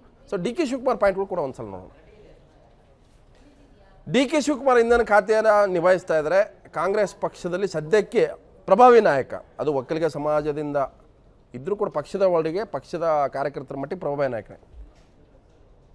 ದೇವೇಗೌಡರಿಗೆ ತೊಡೆ ತಟ್ಟಬಲ್ಲ ಏಕೈಕ ಒಕ್ಕಲಿಗ ನಾಯಕರ ಕಾಂಗ್ರೆಸ್ನ ಪಕ್ಷದ ಮಟ್ಟಿಗೆ ದೇವೇಗೌಡರ ವಿರುದ್ಧ ಅಥವಾ ಬೇರೆ ಯಾವುದೇ ರಾಜಕೀಯ ಪಕ್ಷದ ವಿರುದ್ಧ ಒಂದು ರಾಜಕೀಯ ರಣತಂತ್ರವನ್ನು ರೂಪಿಸಿ ಅದನ್ನು ರಾಜಕಾರಣದ ಎಲ್ಲ ತಂತ್ರಗಳನ್ನು ರೂಪಿಸಿ ಗೆಲ್ಲೋದು, ಮತ್ತು ಅದನ್ನು ಸೋಲಿಸೋದು, ಮತ್ತು ಅದನ್ನು ಸವಾಲಾಗಿ ಸ್ವೀಕರಿಸುವಂಥ ಕ್ಯಾರೆಕ್ಟ್ರು ಇರ್ತಕ್ಕಂಥ ಒಬ್ಬ ನಾಯಕ DK ಶಿವಕುಮಾರ್. ನೆಕ್ಸ್ಟ್ ಗುಂಡ್ಲುಪೇಟೆ ಉಪಚುನಾವಣೆ ಗೆಲುವಿನ ರೂಪಾರಿ. ಅಂದರೆ ನೇತೃತ್ವವನ್ನು ಸಿದ್ದರಾಮಯ್ಯ ಭಾಳ ಲೆಕ್ಕಾಚಾರದಿಂದರೆ DK ಶಿವಕುಮಾರ್ ವಹಿಸಿದ್ರು ಕೂಡ, ಜೊತೆಗೆ MB ಪಾಟೀಲ್ ಕೂಡ ಇದ್ದರು, ಹಾಗೆ ಖಾದರ್ ಇದ್ದರು, ಮತ್ತು ಪಕ್ಷದ ಕಾರ್ಯಕರ್ತರು ಇದ್ದರೂ ಕೂಡ ಅದರ ಸಂಪೂರ್ಣ ಹೊಣೆಯನ್ನು DK ಶಿವಕುಮಾರ್ ವಹಿಸಿದ್ರು. ನೆಕ್ಸ್ಟ್ ಸದ್ಯ ಬೇಕಿರೋದು ಪಕ್ಷಕ್ಕೆ ಅಂದರೆ ಆಕ್ರಮಣಶಾಲಿ ನಾಯಕತ್ವ. ಯಾಕಂತಂದರೆ BJP ತನ್ನ ರಣತಂತ್ರಗಳನ್ನು ತನ್ನ ಮುಂದಿನ ಇಡೀ ಅದರ ಟಾರ್ಗೆಟ್ ಇರೋದು ಕರ್ನಾಟಕ. ಸೊ ಅಂಥ ಸಂದರ್ಭದಲ್ಲಿ ಪಕ್ಷವನ್ನು ಅಂದರೆ ಅಗ್ರೆಸಿವ್ ಆಗಿ ಪಕ್ಷವನ್ನು ಸಂಘಟನೆ ಮಾಡಬೇಕಾದಂಥ ಅನಿವಾರ್ಯ ಸ್ಥಿತಿ ಇದೆ ಅನ್ನುವಂಥದ್ದು DK ಶಿವಕುಮಾರ್. ಯಾಕಂತಂದರೆ ಈಗ ಸಿದ್ದರಾಮಯ್ಯ ಇರೋದ್ರಿಂದ ಈ ಒಂದು ಅಂಶ ಹೆಚ್ಚು ವರ್ಕೌಟ್ ಆಗದೇ ಇರ್ಬೋದು. ನೆಕ್ಸ್ಟು ಚುನಾವಣಾ ವರ್ಷದಲ್ಲಿ ಅಧ್ಯಕ್ಷರಾಗಲು ಭಾರಿ ಆಸೆ. ಯಾಕಂದರೆ ಕಳೆದ ಬಾರಿ ಅಧ್ಯಕ್ಷ ಸ್ಥಾನದ ಮೇಲೆ ಅನೇಕ ಬಾರಿ ಚರ್ಚೆ ಆದವರು ಕೂಡ DK ಶಿವಕುಮಾರ್ ಹೆಸರಿತ್ತು. ನಾನು ಅಧ್ಯಕ್ಷ ಸ್ಥಾನದ ಆಕಾಂಕ್ಷೆ ಅಂತ ಹೇಳಿದ್ರು. ಕೆಲವು ಸಲ ನನಗೆ ಇನ್ನೂ ವಯಸ್ಸಿದೆ, ಸಿದ್ದರಾಮಯ್ಯ ಅವರಿಗೆ ಸದ್ಯಕ್ಕೆ ನಾನು 5 ವರ್ಷ ತೊಂದರೆ ಕೊಡಲ್ಲ, ನಮ್ಮದು ಅವ್ರದ್ದು ಮಧ್ಯೆ ಒಂದು ಮಾತುಕತೆ ಆಗಿದೆ, ಒಪ್ಪಂದ ಆಗಿದೆ ಅಂತ ಹೇಳ್ತಾನೆ ಬಂದಿದ್ರು. ಆದರೆ ಈಗ ಮತ್ತೆ ಆಸೆ ಚಿಗುರು ಹೊಡೆದಿದೆ. ನೆಕ್ಸ್ಟ್ BJP JDS ವಿರುದ್ಧ ರಣತಂತ್ರ ರೂಪಿಸುವಲ್ಲ ನಾಯಕತ್ವ. ಯಾಕಂದರೆ ಹಿಂದೆ ದೇವೇಗೌಡ ಅಂತವ್ರನ್ನ ಸೋಲಿಸಿದಂಥವ್ರು, ಮತ್ತು ಈಗ ಪ್ರತಿಯೊಂದು ಚುನಾವಣೆಯಲ್ಲಿ ರಣತಂತ್ರ ರೂಪಿಸೋದ್ರಲ್ಲಿ DK ಶಿವಕುಮಾರ್ ಎತ್ತಿದ ಕೈ. ಸೊ ಹಾಗಾಗಿ ಈ ಒಂದು ಹಂತದಲ್ಲಿ ಈ ಕ್ಯಾರೆಕ್ಟರ್ಗಳು ವರ್ಕೌಟ್ ಆಗ್ಬೋದು ಅಂತ. ನೆಕ್ಸ್ಟು ಪಕ್ಷದೊಳಗೆ DK ಕಂಡ್ರೆ ಆಗದವರೇ ತೊಡರುಗಾಲ ಹಾಕ್ಬೋದು. ಯಾಕಂದ್ರೆ ಪಕ್ಷದೊಳಗೆ DK ಶಿವಕುಮಾರ್ ಹೋಗೋ ಹೋಗೋ ಇದೆಯಲ್ಲ ಧಾವಂತ, ಅವರ ಸ್ಟೈಲ್ ಆಫ್ ಫಂಕ್ಷನಿಂಗು, ಅವರ ಬಾಡಿ ಲ್ಯಾಂಗ್ವೇಜ್ ಕಂಡು ಪಕ್ಷದ ಒಳಗಡೆ ವಿರೋಧಿಗಳಿದ್ದಾರೆ. ಅದು SM ಕೃಷ್ಣ ಇದ್ದಾಗಲೂ ಕೂಡ ಅದರ ಅನುಭವ ಆಗಿದೆ. ಈಗಲೂ ಕೂಡ ಆ ರೀತಿ ಹೋಗೋದನ್ನು ಕಾಂಗ್ರೆಸ್ ಪಕ್ಷದಲ್ಲಿರ್ತಕ್ಕಂಥ ಹಿರಿಯರು, ವಯೋವೃದ್ಧರು ಮತ್ತು ಅವರ ಸಮಕಾಲೀನರು ಇಷ್ಟಪಡಲ್ಲ ಅನ್ನುವಂಥದ್ದು. ನೆಕ್ಸ್ಟು ಸಿದ್ದರಾಮಯ್ಯ DKC ಪಕ್ಕಾ ಜೋಡಿ ಆದರೂ CM ಪಟ್ಟದ ವಿಚಾರದಲ್ಲಿ ಒಂದು ದೊಡ್ಡ ಸಮಸ್ಯೆ ಆಗುತ್ತೆ. ಅಂದರೆ ಅಧ್ಯಕ್ಷ ಸ್ಥಾನದಲ್ಲಿ DK ಶಿವಕುಮಾರ್ ಮುಂದುವರೆದರೂ ಕೂಡ ಮುಂದೆ ಚುನಾವಣೆ ನಂತರದ ಪ್ರಶ್ನೆ ಇದೆಯಲ್ಲ, ಅದು ಭಾಳ ಸಮಸ್ಯೆ. ಸೊ ಹಾಗಾಗಿ ಇಲ್ಲೆಲ್ಲ ಒಂದು ಕಡೆ ಎಡವಟ್ಟಾಗ್ಬೋದು. ನೆಕ್ಸ್ಟು ನನ್ನ ನಾಯಕತ್ವದಲ್ಲಿ ಚುನಾವಣೆ ಎಂದು ಸಿದ್ದರಾಮಯ್ಯ ಈಗಾಗಲೇ ಘೋಷಣೆ ಆಗಿದೆ. ಸೊ ಹಾಗಾಗಿ ಈ ಒಂದು ಲೆಕ್ಕಾಚಾರ ಏನಿದೆ, ಈ ಅಂಶ DK ಶಿವಕುಮಾರ್ ವಿಚಾರದಲ್ಲಿ ಎಲ್ಲೊಂದು ಕಡೆ ಮೈನಸ್ ಆಗೋ ಸಾಧ್ಯತೆ. ನೆಕ್ಸ್ಟು ಸಿದ್ದರಾಮಯ್ಯ ಅವಧಿ ಪೂರ್ಣ ಆಗೋವರೆಗೂ ನೋ ಪ್ರಾಬ್ಲಮ್ ಎಂದಿದ್ರು DKC ಹಿಂದೆ. ನೆಕ್ಸ್ಟು ನನ್ನ ಮತ್ತು ಸಿದ್ದರಾಮಯ್ಯ ಮಧ್ಯೆ ಅಂಥದ್ದೊಂದು ಒಪ್ಪಂದ ಆಗಿದೆ ಅಂತಲೂ ಕೂಡ ಅನೇಕ ಬಾರಿ ಬಹಿರಂಗವಾಗಿ ಹೇಳ್ಕೊಂಡಿದ್ರು. ಅಧ್ಯಕ್ಷರಾದರೆ ಮುಂದೆ CM ಪಟ್ಟಕ್ಕೂ ಪೈಪೋಟಿ ನಡೆಸುವಂಥ ಒಂದು ಸಾಧ್ಯತೆ ಅಲ್ಲಗಳೆಯೋಕ್ಕಾಗಲ್ಲ ಶಿವಕುಮಾರ್ ವಿಚಾರದಲ್ಲಿ. Next S Prasanna Kumar, D K Shivakumar ವಿಚಾರದಲ್ಲಿ ಡಿ ಕೆ ಶಿವಕುಮಾರ್ ಏನು ಹೇಳಿದ್ದಾರೆ, ನಾನು ಅರ್ಜಿ ಹಾಕಲ್ಲ, ನಾನು ಯಾವುದನ್ನು ಕೇಳ್ಪಡ್ದಿಲ್ಲ. ಬಟ್ ಅವರು ಮಂತ್ರಿಮಂಡಲಕ್ಕೆ ಬರಬೇಕಾದ್ರೆ ಏನೆಲ್ಲ ಸರ್ಕಸ್ ಆಯ್ತು ನಿಮ್ಗೆ ಗೊತ್ತಿದೆ. ಸೊ ಈ ಹಂತದಲ್ಲಿ ಡಿ ಕೆ ಶಿವಕುಮಾರ್ ಅಧ್ಯಕ್ಷರಾಗಬೇಕು ಅಂತ ಅವ್ರ ಮನಸ್ಸಲ್ಲಿದ್ದರೆ ಅಥವಾ ಅವ್ರು ಅಂಥ ಒಂದು ರೇಸಲ್ಲಿದ್ದರೆ ಸೊ ಅದು ಸಾಧ್ಯ ಆಗುತ್ತೆ ಈ ಹಂತದಲ್ಲಿ. ಈಗ ಶಿವಕುಮಾರ್ ಅವರು ರಾಜಕೀಯ ಸನ್ಯಾಸಿ ಏನಲ್ಲ. ಆಮೇಲೆ ಮೊದಲನೇದಾಗಿ ಒಬ್ಬ ಸಂಘಟನಾ ಚತುರ ಆತ, ಅದರಲ್ಲೇನು ಅನುಮಾನ ಇಲ್ಲ. ಕಾರ್ಯಕರ್ತರ ಜೊತೆ ಈಸಿಯಾಗಿ ಮಿಕ್ಸಪ್ ಆಗೋವಂಥವ್ರು. ಆದರೆ ಅವ್ರಿಗೆ ಅದು ಅವ್ರದ್ದೇ ಆದ ಪ್ಲಸ್ ಮೈನಸ್ ಪಾಯಿಂಟ್ಸ್ಗಳು ಎರಡೂ ಇದೆ ಅವ್ರಿಗೆ. ಓಪನ್ ಅದು ಅದೇ ಅವ್ರಿಗೆ ತೊಡರುಗಾಲು. ಸೊ ಅವ್ರೀಗ ಬಹಿರಂಗವಾಗಿ ಹೇಳ್ತಿದ್ರೆ ನಾನು ಅರ್ಜಿ ಹಾಕಿಲ್ಲ, ನಾನೇನೋ ಪ್ರಯತ್ನ ಪಡ್ತಿಲ್ಲ ಅಂತ. ಸಾರ್ವಜನಿಕ ಅದೆಲ್ಲ ಪಬ್ಲಿಕ್ ಕನ್ಸಂಪ್ಷನ್. ಅದು ಎಲ್ರಿಗೂ ಗೊತ್ತಿರ್ತಕ್ಕಂಥ ವಿಚಾರ. KPCC ಅಧ್ಯಕ್ಷ ಹುದ್ದೆಗೆ ಡಿ ಕೆ ಶಿವಕುಮಾರ್ ಅವರವರು ಪ್ರಬಲ ಆಕಾಂಕ್ಷಿ ಮೊದಲಿಂದಲೂ ಇದೆ. ಆದರೆ ಅವ್ರಿಗಿರ್ತಕ್ಕಂಥ ಸಮಸ್ಯೆ ಏನು ಅಂತ ಹೇಳಿದ್ರೆ ಅವ್ರದೇ ಪಕ್ಷದಲ್ಲಿ ಅವರಿಗೆ ಸಾಕಷ್ಟು ವಿರೋಧಿಗಳು ಇದ್ದಾರೆ. ಅವರು ಸ್ವಂತ ಖರ್ಚಲ್ಲಿ ಮಾಡ್ಕೊಂಡಿರ್ತಕ್ಕಂಥ ವಿರೋಧಿಗಳು ಅವರು. ಹೌದು, ಬೇರೆ ಏನೇ ಇರೋದಲ್ಲ. ಆಮೇಲೆ ಖರ್ಚು ಮಾಡೋರು ಈ ಕಾಂಗ್ರೆಸ್ಸಲ್ಲಿ ಇಲ್ಲೇ ಇರೋದ್ರಿಂದ ಸೊ ಹಾಗಾಗಿ ಏನಾಗ್ತದೆ, ಇವ್ರೇನಾದ್ರು ಅಧ್ಯಕ್ಷ ಇವ್ರು ಯಾವುದೋ ಇದು ಎಡರು ತೊಡರುಗಳು ಇಲ್ಲ ಅಂದಿದೆ ಹೆಚ್ಚು ಕಡಿಮೆ 1 ವರ್ಷದಿಂದನೇ ಇವರು KPCC ಅಧ್ಯಕ್ಷ ರೂಟ್ ಕ್ಲಿಯರ್ ಇತ್ತು. ಆದರೆ ಶಿವಕುಮಾರ್ ಅವ್ರಿಗೆ ಹೇಳಿದ್ರು ಪಕ್ಷದೊಳಗಡೆ ಸಾಕಷ್ಟು ಜನರ ವಿರೋಧ ಇರೋದ್ರಿಂದ, ಕೆಲವು ಹಿರಿಯ ಮುಖಂಡರ ವಿರೋಧ ಇರೋದ್ರಿಂದ ಸ್ವಲ್ಪ ಮಟ್ಟಿಗೆ ತೊಂದರೆ ಇದೆ. ಅದನ್ನು ಅವರು ಎಲ್ಲರನ್ನೂ ಯಾವ ರೀತಿ ವಿಶ್ವಾಸಕ್ಕೆ ತಗೊಂಡು ಅವ್ರನ್ನೆಲ್ಲರನ್ನೂ ಒಪ್ಪಿಸ್ಕೊಂಡು, ಸೊ ಅದೇ ದೊಡ್ಡ ಚಾಲೆಂಜು. ಅದು ವಿಶೇಷವಾಗಿ ಡಿ ಕೆ ಶಿವಕುಮಾರ್ ಅವರಿಗೆ ಮೊದಲು ಕಾರ್ಯಕರ್ತರು ಒಪ್ಪಿಸೋದೇ ದೊಡ್ಡ ಚಾಲೆಂಜು. ಕಾರ್ಯಕರ್ತರನ್ನ ಅಥವಾ ಮತದಾರನಲ್ಲ, ಅದು ಇಂಪಾರ್ಟೆಂಟ್ ಇರೋದು ಸೀನಿಯರ್ ಲೀಡರ್ಸ್ ಇದಾರಲ್ಲ ಅವ್ರನ್ನ ಒಪ್ಪಂಥದ್ದು. ಅದರಲ್ಲಿ ಅವ್ರು ಯಶಸ್ವಿ ಆದರೆ ಮಾತ್ರ ಪಕ್ಷದ ಅಧ್ಯಕ್ಷ ಸ್ಥಾನ ಕೊಡ್ಲಿಕ್ಕೂ ಸಾಧ್ಯ, ಯಶಸ್ವಿ ಆಗ್ಲಿಕ್ಕೂ ಸಾಧ್ಯ. ಬಟ್ ಇಲ್ಲಿ ಸಮಸ್ಯೆ ಏನಂದ್ರೆ ಸಿದ್ದರಾಮಯ್ಯ ನಾನೇನು ಈಗ ಅಗ್ರೆಸಿವ್ ಪ್ರಶ್ನೆ ಬಂತು. ಡಿ ಕೆ ಶಿವಕುಮಾರ್ ಏನಂದ್ರೆ ಪೊಲಿಟಿಕಲ್ ಅಗ್ರೆಸಿವ್ನೆಸ್ ಇದೆ. ಅವರು ಅಂದರೆ ಅವರ ಬಿಹೇವಿಯರು, ಅವರ ಪೊಲಿಟಿಕಲ್ ಸ್ಟ್ರಾಟಜಿಗಳು ಇರ್ಬೋದು, ಎದುರಾಳಿಗಳನ್ನ ಪಕ್ಷಕ್ಕೆ ಫೈಟಿಂಗ್ ನೇಚರ್ ಇದೆ. ಆದರೆ ಫೈಟಿಂಗ್ ನೇಚರ್ ಆಲ್ರೆಡಿ ಇರೋದ್ರಿಂದ ಸೊ ಒಂದಕ್ಕೊಂದು ಕ್ಲಾಶ್ ಆಗುತ್ತೆ. ಖಂಡಿತ ಕ್ಲಾಶ್ ಆಗ್ತದೆ. ಯಾಕೆಂದ್ರೆ ಡಿ ಕೆ ಶಿವಕುಮಾರ್ ಬಹಿರಂಗವಾಗಿ ಹೇಳ್ತಕ್ಕಂಥ ವಿಚಾರ, ನಾನೇನು ರಾಜಕೀಯ ಸನ್ಯಾಸಿ ಅಲ್ಲ, ನನಗೂ ಅಧಿಕಾರದ ಮೇಲೆ ಆಸೆ ಇದೆ, ನನಗೂ ವಯಸ್ಸಿದೆ, ನಾನು ಮುಖ್ಯಮಂತ್ರಿ ಸ್ಥಾನದಲ್ಲಿ ನನ್ನ ಹಕ್ಕು ಪ್ರತಿಪಾದನೆ ಮಾಡಲಿಕ್ಕೆ ಇದ್ದೀನಿ. ಅದು ಈಗಲೇ ಅಲ್ಲ, 10 ವರ್ಷದಿಂದನೇ ಅವ್ರು ಪ್ರಯತ್ನ ಪಟ್ಟಿದ್ದಾರೆ. ಮತ್ತು ಒಕ್ಕಲಿಗರಲ್ಲಿ ಸದ್ಯಕ್ಕೆ ಅವರು ಸ್ಟ್ರಾಂಗ್ ಲೀಡರ್. ಕಾಂಗ್ರೆಸ್ ಪಾರ್ಟಿನಲ್ಲಿ ಇರ್ತಕ್ಕಂಥ ಒಕ್ಕಲಿಗರಲ್ಲಿ ಪ್ರಮುಖವಾದ ನಾಯಕ ಅವರೇನೆ, ಅಗ್ರಗಣ್ಯ ನಾಯಕ. ಈಗ ಮೊದಲನೇ ಲೈನಲ್ಲಿ ನಿಂತ್ಕೊಂಡಿದ್ದಾರೆ. ಕೃಷ್ಣ ಇಲ್ಲದೆ ಇರೋದು, ಈಗ SM ಕೃಷ್ಣ ಅವರೆಲ್ಲ ಹೋಗಿರೋದ್ರಿಂದ ಅವ್ರಿಗೆ ಆ ಸೀನಿಯಾರಿಟಿ ಕಾನ್ಸೆಪ್ಟ್ ಪ್ರಶ್ನೆನೂ ಇಲ್ಲ ಈಗ. ಆದರೆ ಸಮಸ್ಯೆ ಇರ್ತಕ್ಕಂಥದ್ದು ಅವ್ರಿಗೆ ಸೀನಿಯರ್ ಮುಖಂಡರನ್ನ ಭಾಳಷ್ಟು ಜನ ಅವ್ರನ್ನ ವಿರೋಧ ಮಾಡ್ತಾರೆ. ಅವ್ರು ವಿರೋಧ ಮಾಡೋದ್ರಿಂದಲೇ ಕಳೆದ 1 ವರ್ಷದಿಂದ ಅವರು ಅಧ್ಯಕ್ಷ ಆಗಲಿಕ್ಕೆ ಸಾಧ್ಯ ಆಗಿಲ್ಲ. ಎಲ್ಲೋ ಒಂದು ಕಡೆ ಸಿದ್ದರಾಮಯ್ಯನವರು ಆಗ್ಬಿಡಿ ಬಿಡೋ ಅತ್ಲಾಗೇನೋ ಒಂದು ಲೆಕ್ಕಾಚಾರದಲ್ಲಿ ಇದ್ರು. ಆದ್ರೆ ಇವತ್ತು ಆ ಪರಿಸ್ಥಿತಿ ಇಲ್ಲ. ಬಟ್ 2018 ಚುನಾವಣಾ ವರ್ಷದಲ್ಲಿ ಯಾವುದೇ ಮುಖ್ಯಮಂತ್ರಿ ಒಬ್ಬ ಪ್ರಬಲ KPCC ಅಧ್ಯಕ್ಷರನ್ನ ಆಗ್ಲಿಕ್ಕೆ ಬಿಡೋದಿಲ್ಲ. ಖಂಡಿತ. ಅಂದ್ರೆ ನೀವು ಎಷ್ಟೇ ಒಳ್ಳೆಯ ಸಂಬಂಧ ಇದ್ರೂ ಕೂಡ ಚುನಾವಣಾ ವರ್ಷದಲ್ಲಿ ಆ ಸಂಬಂಧಗಳು ಅಷ್ಟೊಂದು ಬೆಲೆ ಇರೋದಿಲ್ಲ.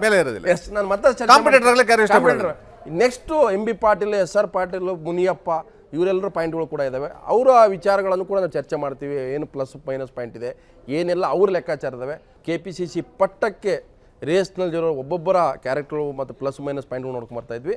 ಸೊ ಈಗ MB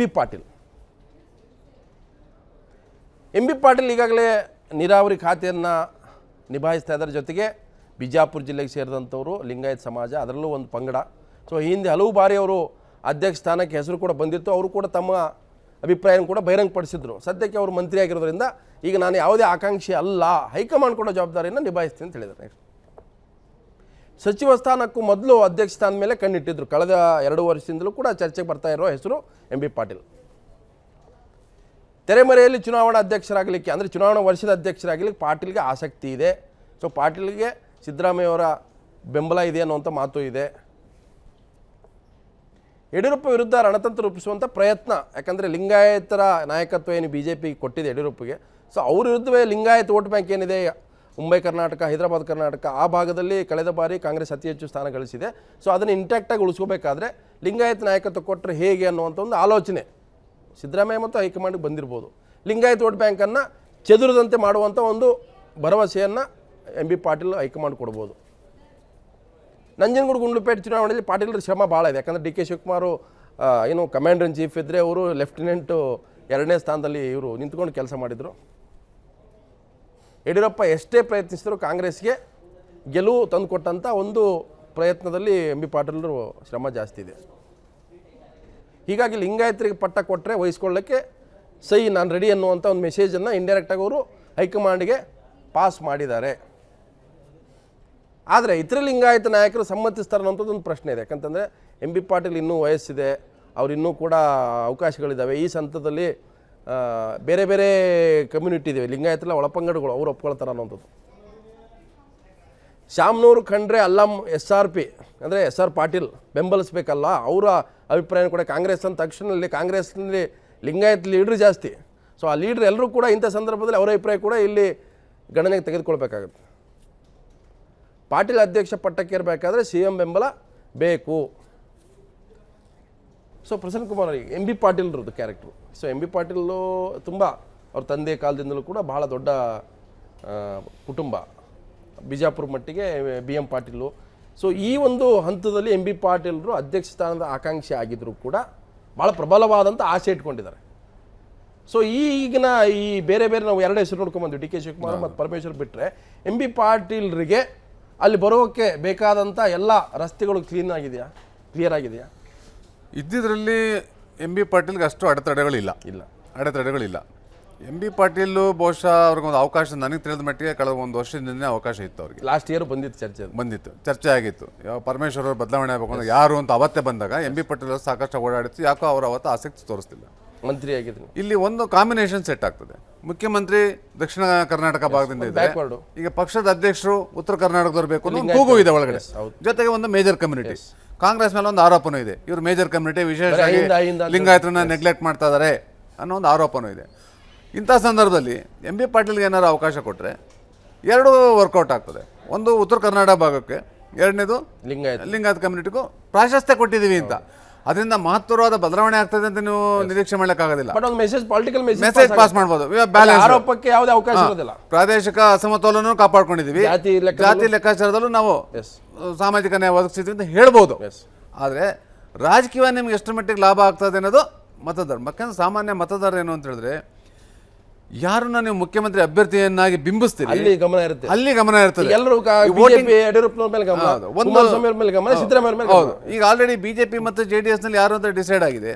ಕಾಂಗ್ರೆಸ್ನಲ್ಲೂ ಆಲ್ಮೋಸ್ಟ್ ಅವರೇ ತಾವು ನೆಕ್ಸ್ಟ್ ಮುಂದಿನ ಚುನಾವಣೆಗೆ ತಾವೇ ಲೀಡ್ ಮಾಡ್ತೀವಿ ಅಂತ ಹೇಳ್ಕೊಂಡಿದ್ದಾರೆ. ಇಂಥ ಸಂದರ್ಭದಲ್ಲಿ ನೀವು ಎಂ ಬಿ ಪಾಟೀಲ್ನ KPCC ಅಧ್ಯಕ್ಷರು ಮಾಡಿದ್ರೆ ಲಿಂಗಾಯತರೆಲ್ಲ ಮಾಸ್ ಚೇಂಜ್ ಆಗ್ಬಿಡ್ತಾರೆ, ಹೇಳಕ್ಕಾಗಲ್ಲ. ಸ್ಟ್ರಾಟಜಿ ಮಾಡಕ್ಕೆ ಅವಕಾಶ ಸಿಗುತ್ತಲ್ಲ, ಸ್ಟ್ರಾಟಜಿ ಮಾಡ್ಲಿಕ್ಕೆ ಅವಕಾಶ ಇರ್ತದೆ. ಬಟ್ ಎಲ್ಲ ಒಂದ್ ಕಡೆ ಅದನ್ನ ಹಿಂಟು ಕೊಡಬೇಕಾಗ್ತದೆ. ಅವಕಾಶ ಸಿಕ್ಕಿದ್ರೆ ನಾವು ಮುಖ್ಯಮಂತ್ರಿ ಮಾಡ್ತೀವಿ, ಅವಾಗ ಏನಾಗ್ತದೆ ಇಲ್ಲಿ ಮುಖ್ಯಮಂತ್ರಿ ಅದು ಆಗದಿರೋದು ಆಲ್ರೆಡಿ ಅದು ಡಿಸೈಡಿಂಗ್ ಫ್ಯಾಕ್ಟರ್. ಅದು ನೀವು ಅದು ಆಗೋದಿಲ್ಲ ಅಂತಿದ್ದಂಗೆ ಪೊಲಿಟಿಕಲಿ ವರ್ಕೌಟ್ ಆಗಲ್ಲ. ಬಿ ಆಗಿ ಇಟ್ಕೋಬಹುದು ಅಂತ, ಅಂದ್ರೆ ಸಪೋರ್ಟಿವ್ ಆಗಿ ಕೋಪ್ ಮಾಡ್ಕೊಳ್ಳೋ ತರ ಒಂದು ಅಧ್ಯಕ್ಷರಾಗ್ತಾರೆ.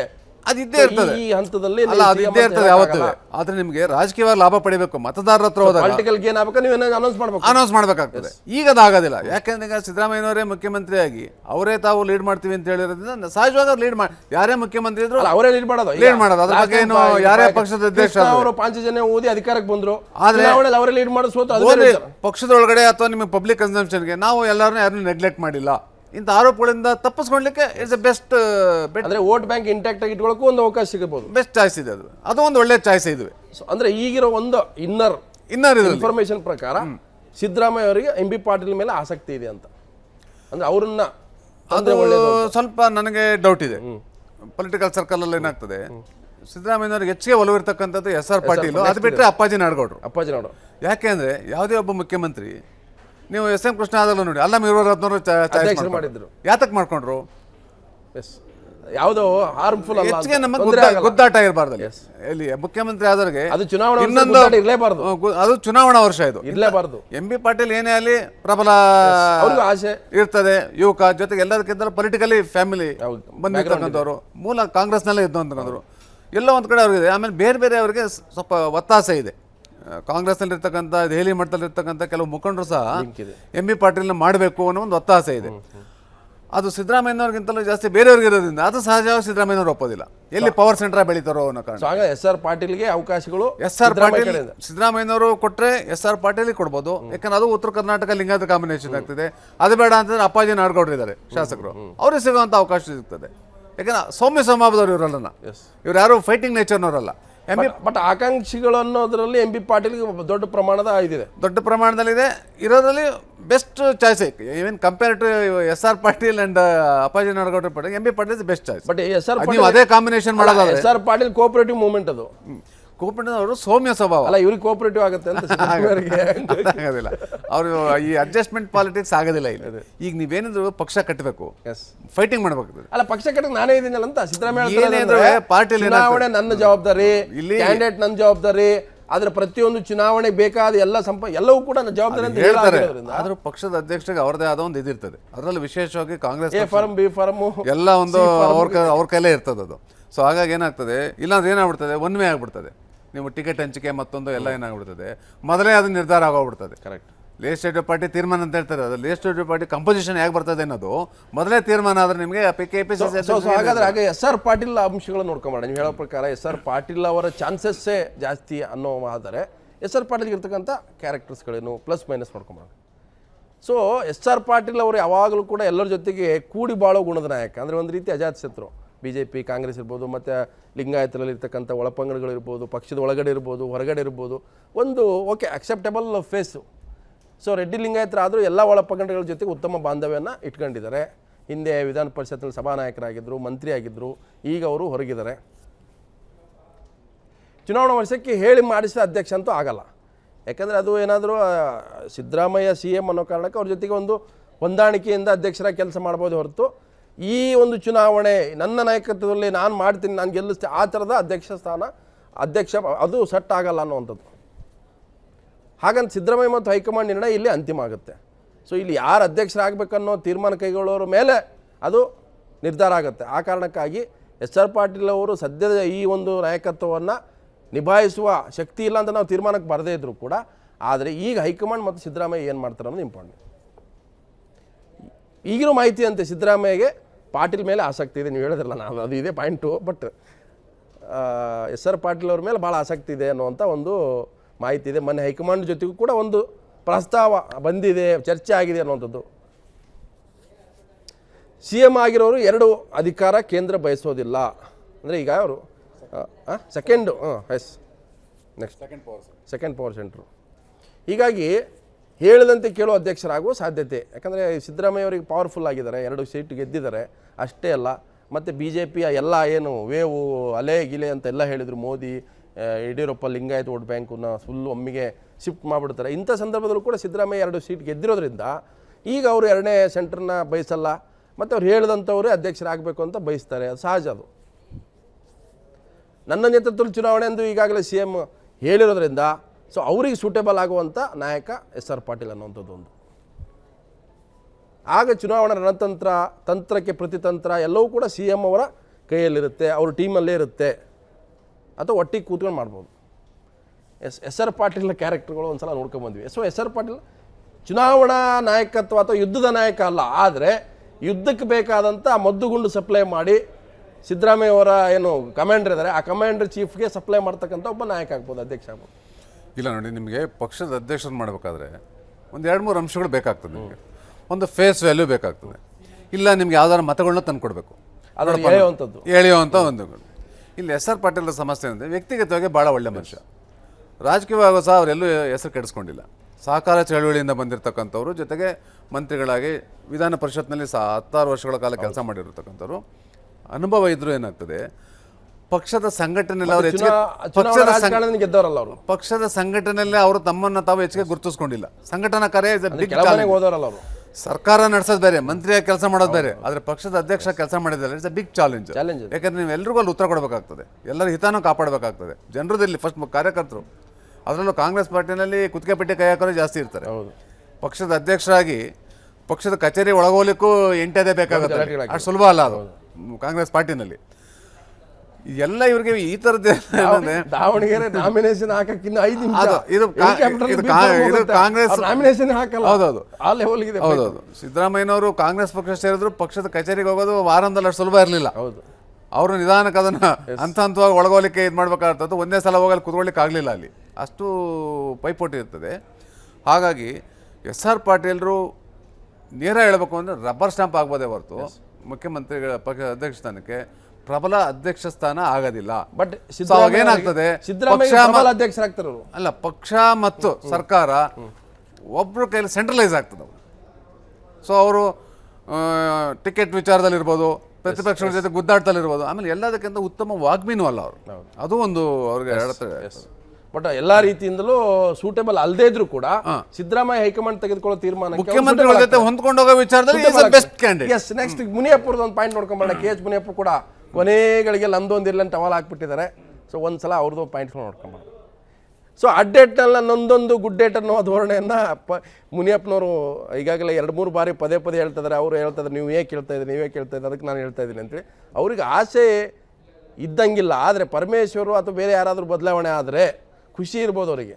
ಸೊ ಪರಮೇಶ್ವರ್ ಕೈ ಬಿಟ್ಟರೆ ನಾನು ಆ ಸ್ಥಾನದ ಆಕಾಂಕ್ಷೆ ಅನ್ನುವಂಥ ಹೇಳಿಕೆಯನ್ನು ಕೊಡ್ತಾ ಇದ್ದಾರೆ. ಪಬ್ಲಿಕ್ ಕನ್ಸ್ಯೂಮ್ಷನ್ಗೆ ಇದು. ನೆಕ್ಸ್ಟ್ KH ಮುನಿಯಪ್ಪ ಬೆಂಬಲಕ್ಕೆ ಖರ್ಗೆ ಮಹಾದೇವ್ ಬರಬೇಕು. ಆದರೆ ಇಲ್ಲಿ ಲೆಫ್ಟ್ ಟು ರೈಟ್ ಪಾಲಿಟಿಕ್ಸ್ ಕೂಡ ಇರೋದ್ರಿಂದ ಮುನಿಯಪ್ಪ ಏನೇ ಹೇಳ್ಕೊಂಡ್ರು ಕೂಡ ಅಲ್ಲಿ ಕಾಂಗ್ರೆಸ್ನಲ್ಲಿ ಇರ್ತಕ್ಕಂಥದ್ದು ಭಾಳ ಪ್ರಬಲ ಹಿಡಿತಾ ಇರೋದು ರೈಟ್ ಗುಂಪಿನ ನಾಯಕರಲ್ಲಿ. ಸೊ ಅವರು ಈ ವಿಚಾರದಲ್ಲಿ ತೀರ್ಮಾನ ಕೈಗೊಳ್ಳೋದು ಕಷ್ಟ. ದಲಿತರ ಅಡುಗೆ ಸಮುದಾಯಕ್ಕೆ ಸೇರಿದಂಥವ್ರು ಮುನಿಯಪ್ಪ. ಪರಮೇಶ್ವರ್ ಖರ್ಗೆ ನಂತರ ಚಾನ್ಸ್ ಕೇಳೋಕ್ಕೆ ಶುರು ಮಾಡಿದ್ದಾರೆ. ಈಗ ಮುನಿಯಪ್ಪ ಬೆಂಬಲ ಕಾಂಗ್ರೆಸ್ ಒಳಗೆ ಬೆಂಬಲ ಕಷ್ಟ ಸಾಧ್ಯ. ಹೈಕಮಾಂಡ್ ಲೆವೆಲಲ್ಲೂ ಹೇಳ್ತಾ ಇದ್ದಾರೆ, ನಾನು 7 ಬಾರಿ ಗೆದ್ದೆ, ನನ್ನ ಏನು ಕಾಂಗ್ರೆಸ್ ನಿಷ್ಠೆ. ಸಿದ್ದರಾಮಯ್ಯ ಮತ್ತು ಮುನಿಯಪ್ಪ ಜುಗಲ್ಬಂದಿ ನೋ ಪ್ರಾಬ್ಲಮ್. ಆದರೆ ಸಿದ್ದರಾಮಯ್ಯರ ಮಟ್ಟಿಗೆ ನೋ ಪ್ರಾಬ್ಲಮ್ಮು, ಆದರೆ ಬೇರೆಯವರು ಒಪ್ಪಬೇಕಲ್ಲ. ಸೊ ಕ್ವಿಕ್ ಕಮೆಂಟು ಒಂದು. ಇಲ್ಲ, ನಾವು ಮುನಿಯಪ್ಪನವ್ರನ್ನ ಕ್ಯಾಂಡಿಡೇಚರ್ನ ಅಷ್ಟು ಸುಲಭ ತಗಲಾಕ್ಲಿಕ್ಕೆ ಆಗೋದಿಲ್ಲ. Is also good candidate for KPCC president in the interest of Congress. ಆಮೇಲೆ ಮೈತ್ರಿ ಸರ್ಕಾರಕ್ಕೆ ಹೇಳಿ ಮಾಡಿಸಿದ ಕ್ಯಾರೆಕ್ಟರ್, ಮೈತ್ರಿ ಸರ್ಕಾರಕ್ಕೆ ಹೇಳಿ ಮಾಡಿಸೋಂಥ ಕ್ಯಾರೆಕ್ಟರ್ ಇದೆ. ಆಮೇಲೆ ಅನುಭವ ಇದೆ, ಈ ರಾಜಕೀಯ ತಂತ್ರಗಾರಿಕೆ, ಚುನಾವಣೆಗಳನ್ನ ಎದುರಿಸೋಂಥ ತಂತ್ರಗಾರಿಕೆ ಅವ್ರ ಸಾಕಷ್ಟು ಕರಗತ ಇದೆ. ಕಾಂಗ್ರೆಸ್ ಪಕ್ಷ ಸೀರಿಯಸ್ ಆಗಿ ಕಂಟೆಂಟರ್ ಅಲ್ಲ. ಇಲ್ಲ, ಕಾಂಗ್ರೆಸ್ ಪಕ್ಷದಲ್ಲಿ ಏನಾಗಿದೆ, ನಿಮಗೆ ರೈಟ್ ಸೇರಿದಂಥ ದಲಿತರು ಜಾಸ್ತಿ ಇರುತ್ತೆ. ಅದು ಖರ್ಗೆ ಇರ್ಬೋದು, ಮಾದೇವಪ್ಪ ಇರ್ಬೋದು, ಪರಮೇಶ್ವರ್ ಇರ್ಬೋದು. ಕಾಂಗ್ರೆಸ್ ಪಕ್ಷಕ್ಕೆ ಬಿಜೆಪಿ ಲೆಫ್ಟ್ ಲೀಡರ್ಸ್ ಜಾಸ್ತಿ, ಬಿಜೆಪಿನಲ್ಲಿ ಲೆಫ್ಟ್ ಇದೆ. ಬಹುಶಃ ನೀವು KH ಮುನಿಯಪ್ಪನವ್ರು ಏನಾದ್ರು KPCC ಅಧ್ಯಕ್ಷರು ಮಾಡಿದ್ರೆ ಈ ಲೆಫ್ಟಿನ ಓಟ್ಗಳನ್ನ ಸೆಳೆಯಲಿಕ್ಕೆ ಬಹಳ ಅನುಕೂಲ ಆಗ್ತದೆ. ಆದರೆ ಪಕ್ಷದೊಳಗಡೆ ಎಷ್ಟು ಮಟ್ಟಿಗೆ ಅವ್ರಿಗೆ ಅಕ್ಸೆಪ್ಟೆನ್ಸ್ ಸಿಗ್ತದೆ ಇಟ್ ಇಸ್ ಡಿಫ್ರೆಂಟ್.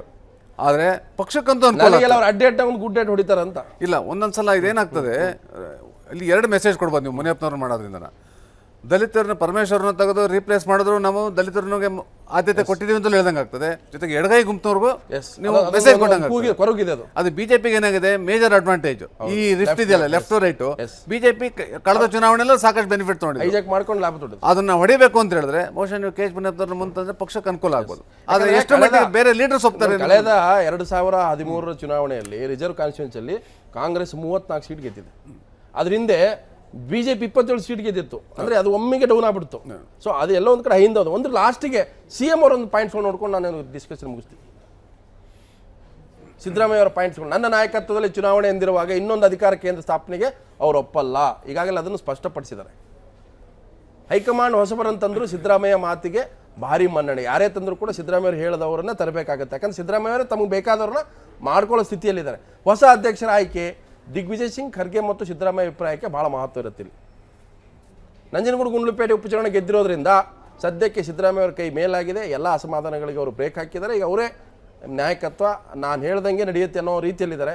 ಮುಂದಿನ ಚುನಾವಣೆ ಸಂಪೂರ್ಣ ಹೊಣೆ ಹೊರಲು ಸಿದ್ದರಾಮಯ್ಯ ನಾನು ಸಿದ್ಧ ಅನ್ನುವಂಥ ಮೆಸೇಜನ್ನು ಈಗಾಗಲೇ ಪಾಸ್ ಮಾಡಿದ್ದಾರೆ. ಅದು ಜನರಿಗೂ ಮತ್ತು ಹೈಕಮಾಂಡ್ಗೂ. ಬೇರೆಯವ್ರ ನಾಯಕತ್ವ ಅನ್ನೋ ಮೊದಲೇ ನನ್ನ ನಾಯಕತ್ವದಲ್ಲಿ ಚುನಾವಣೆ ಅಂತ ಹೇಳಿರೋದ್ರಿಂದ ಸೊ ಈ ಎಲ್ಲ ಗೊಂದಲಗಳಿಗೆ ಒಂದು ರೀತಿ ಅವರೇ ತೆರೆಯುವಂಥ ಪ್ರಯತ್ನ ಮಾಡಿದ್ದಾರೆ. ಎಷ್ಟು ಕ್ವಿಕ್ಕಾಗಿ ಸಿದ್ದರಾಮಯ್ಯನವರು ಅವರಾಗಿ ಅವರು ಒಂದು ರೀತಿ ಆಂಟಿಸಿಪೇಟ್ರಿ ಬೇಲ್ ತೊಗೊಂಡಂಗಿದೆ. ಇಲ್ಲ, ಅದು ಅವರೇ ಬೇಲ್ ತೊಗೊಳೋದು ಬೇಕಾಗಿಲ್ಲ. ಸಾಮಾನ್ಯ ಯಾರು ಮುಖ್ಯಮಂತ್ರಿ ಆಗಿರ್ತಾರೆ ಅವರೇ ಚುನಾವಣೆ ಲೀಡ್ ಮಾಡೋದು. ಆಮೇಲೆ ಪಾರ್ಟಿನೂ ಏನಾಗ್ತದೆ ನೋಡಿ, ಸಂಪನ್ಮೂಲ ಬಹಳ ಇಂಪಾರ್ಟೆಂಟ್. ಈ ಸಂದರ್ಭದಲ್ಲಿ ನೀವು ಮುಖ್ಯಮಂತ್ರಿ ಬಿಟ್ಟು ಬೇರೆ ಯಾರನ್ನ ಮಾಡಕ್ ಹೋದ್ರೆ ಚುನಾವಣಾ ಸಂಪನ್ಮೂಲ ಕ್ರೋಢೀಕರಣ ಮಾಡೋದಿಲ್ಲ, ಅದು ಬಹಳ ಕಷ್ಟ ಇರ್ತದೆ. ಅದೇ ಚಾಲೆಂಜಿಂಗ್ ಇರ್ತದೆ. ಸೊ ಇದ್ದವ್ರನ್ನೇ ನೀವು ಇಟ್ಕೊಂಡು ಮುಂದುವರಿಸಬೇಕೇ ಹೊರತು ಅದ್ರಲ್ಲಿ ನ್ಯಾಚುರಲ್ ಚಾಯ್ಸ್ ಅದು. ಯಾವುದೇ ಪಕ್ಷ ಅಧಿಕಾರಕ್ಕೆ ಬಂದ್ರೆ ಯಾರು ಮುಖ್ಯಮಂತ್ರಿ ಆಗಿರ್ತಾರೆ ಬಿ ಆಗಿರ್ತದೆ. ಅದು ಆಗ್ಬೇಕು ಅಂತ ಹೇಳಿದ್ರೆ ನೀವು ಬೇರೆ ಪ್ರಬಲವಾದ ಕ್ಯಾಂಡಿಡೇಟ್ಗಳು ಬರಬೇಕಿಲ್ಲ. ಅವಾಗ ಇಲ್ಲ ನಿಮ್ಮದು ಮುಗಿಯಿತು ಅಂತ ಅವಕಾಶ ಈಗ ಕೊಡ್ಲಿಕ್ಕಿಲ್ಲ ಅಂತ ಒಂದು ಭಾವನೆ ಇದೆ. ಪ್ರಸನ್ನ ಕುಮಾರ್, ಧನ್ಯವಾದ. ಯಾಕಂತಂದ್ರೆ ನಾವು ಪಾಯಿಂಟ್ ಟು ಪಾಯಿಂಟ್ ಡಿಬೇಟ್ ಮಾಡ್ತಾನೆ, ಒಂದಷ್ಟು ಅನಲಿಟಿಕಲ್ ಆದಂತ. ಯಾಕಂತಂದ್ರೆ ಈಗಿರ್ತಕ್ಕಂಥ ಗೊಂದಲ ಮತ್ತೊಂದು ಕಡೆ ಪೈಪೋಟಿ, ಮತ್ತೊಂದು ಕಡೆ ಒಳ ರಾಜಕಾರಣ ಮತ್ತು ಒಳಪೆಟ್ಟುಗಳು, ಇವೆಲ್ಲದರ ಮಧ್ಯೆ ಕೂಡ ಹೈಕಮಾಂಡ್ ಸಿದ್ದರಾಮಯ್ಯ, ಮತ್ತೊಂದು ಕಡೆ ಖರ್ಗೆ, ಮಲ್ಲಿಕಾರ್ಜುನ್ ಖರ್ಗೆ ಅವರು, ಈ ಮೂವರು ಮತ್ತು ಆಸ್ಕರ್ ಫರ್ನಾಂಡಿಸ್ ಇವರೆಲ್ಲರೂ ಕೂಡ ತೆಗೆದುಕೊಳ್ಳುವ ತೀರ್ಮಾನ ಏನಿದೆ, ಆ ತೀರ್ಮಾನದ ಮೇಲೆ ಕೈ ಚುನಾವಣಾ ಅಧ್ಯಕ್ಷರು ಅದನ್ನು ಮುಂದುವರಿಸೋದು ಇರ್ಬೋದು ಅಥವಾ ಹೊಸಬರು ತರುವಂಥದ್ದು ಇರ್ಬೋದು. ಆದರೆ ಒಂದು ಸ್ಪಷ್ಟ, ಸಿದ್ದರಾಮಯ್ಯನವರಿಗೆ ಅವರು ಎ ಆಗಿರಬೇಕು, ಬಿ ಆಗಿರಬೇಕು ಅನ್ನುವ ಧೋರಣೆ ಇರೋದರಿಂದ ಸೊ ಇಲ್ಲಿ ಅಧ್ಯಕ್ಷರು ಯಾರಾಗ್ತಾರೆ, ಸೊ ಅದು ದೊಡ್ಡ ಪ್ರಶ್ನೆ. ಸೊ ಇದು ಇವತ್ತಿನ ಚರ್ಚೆ. ಸುದ್ದಿ TV ಸುಳ್ಳು ಹೇಳಲ್ಲ.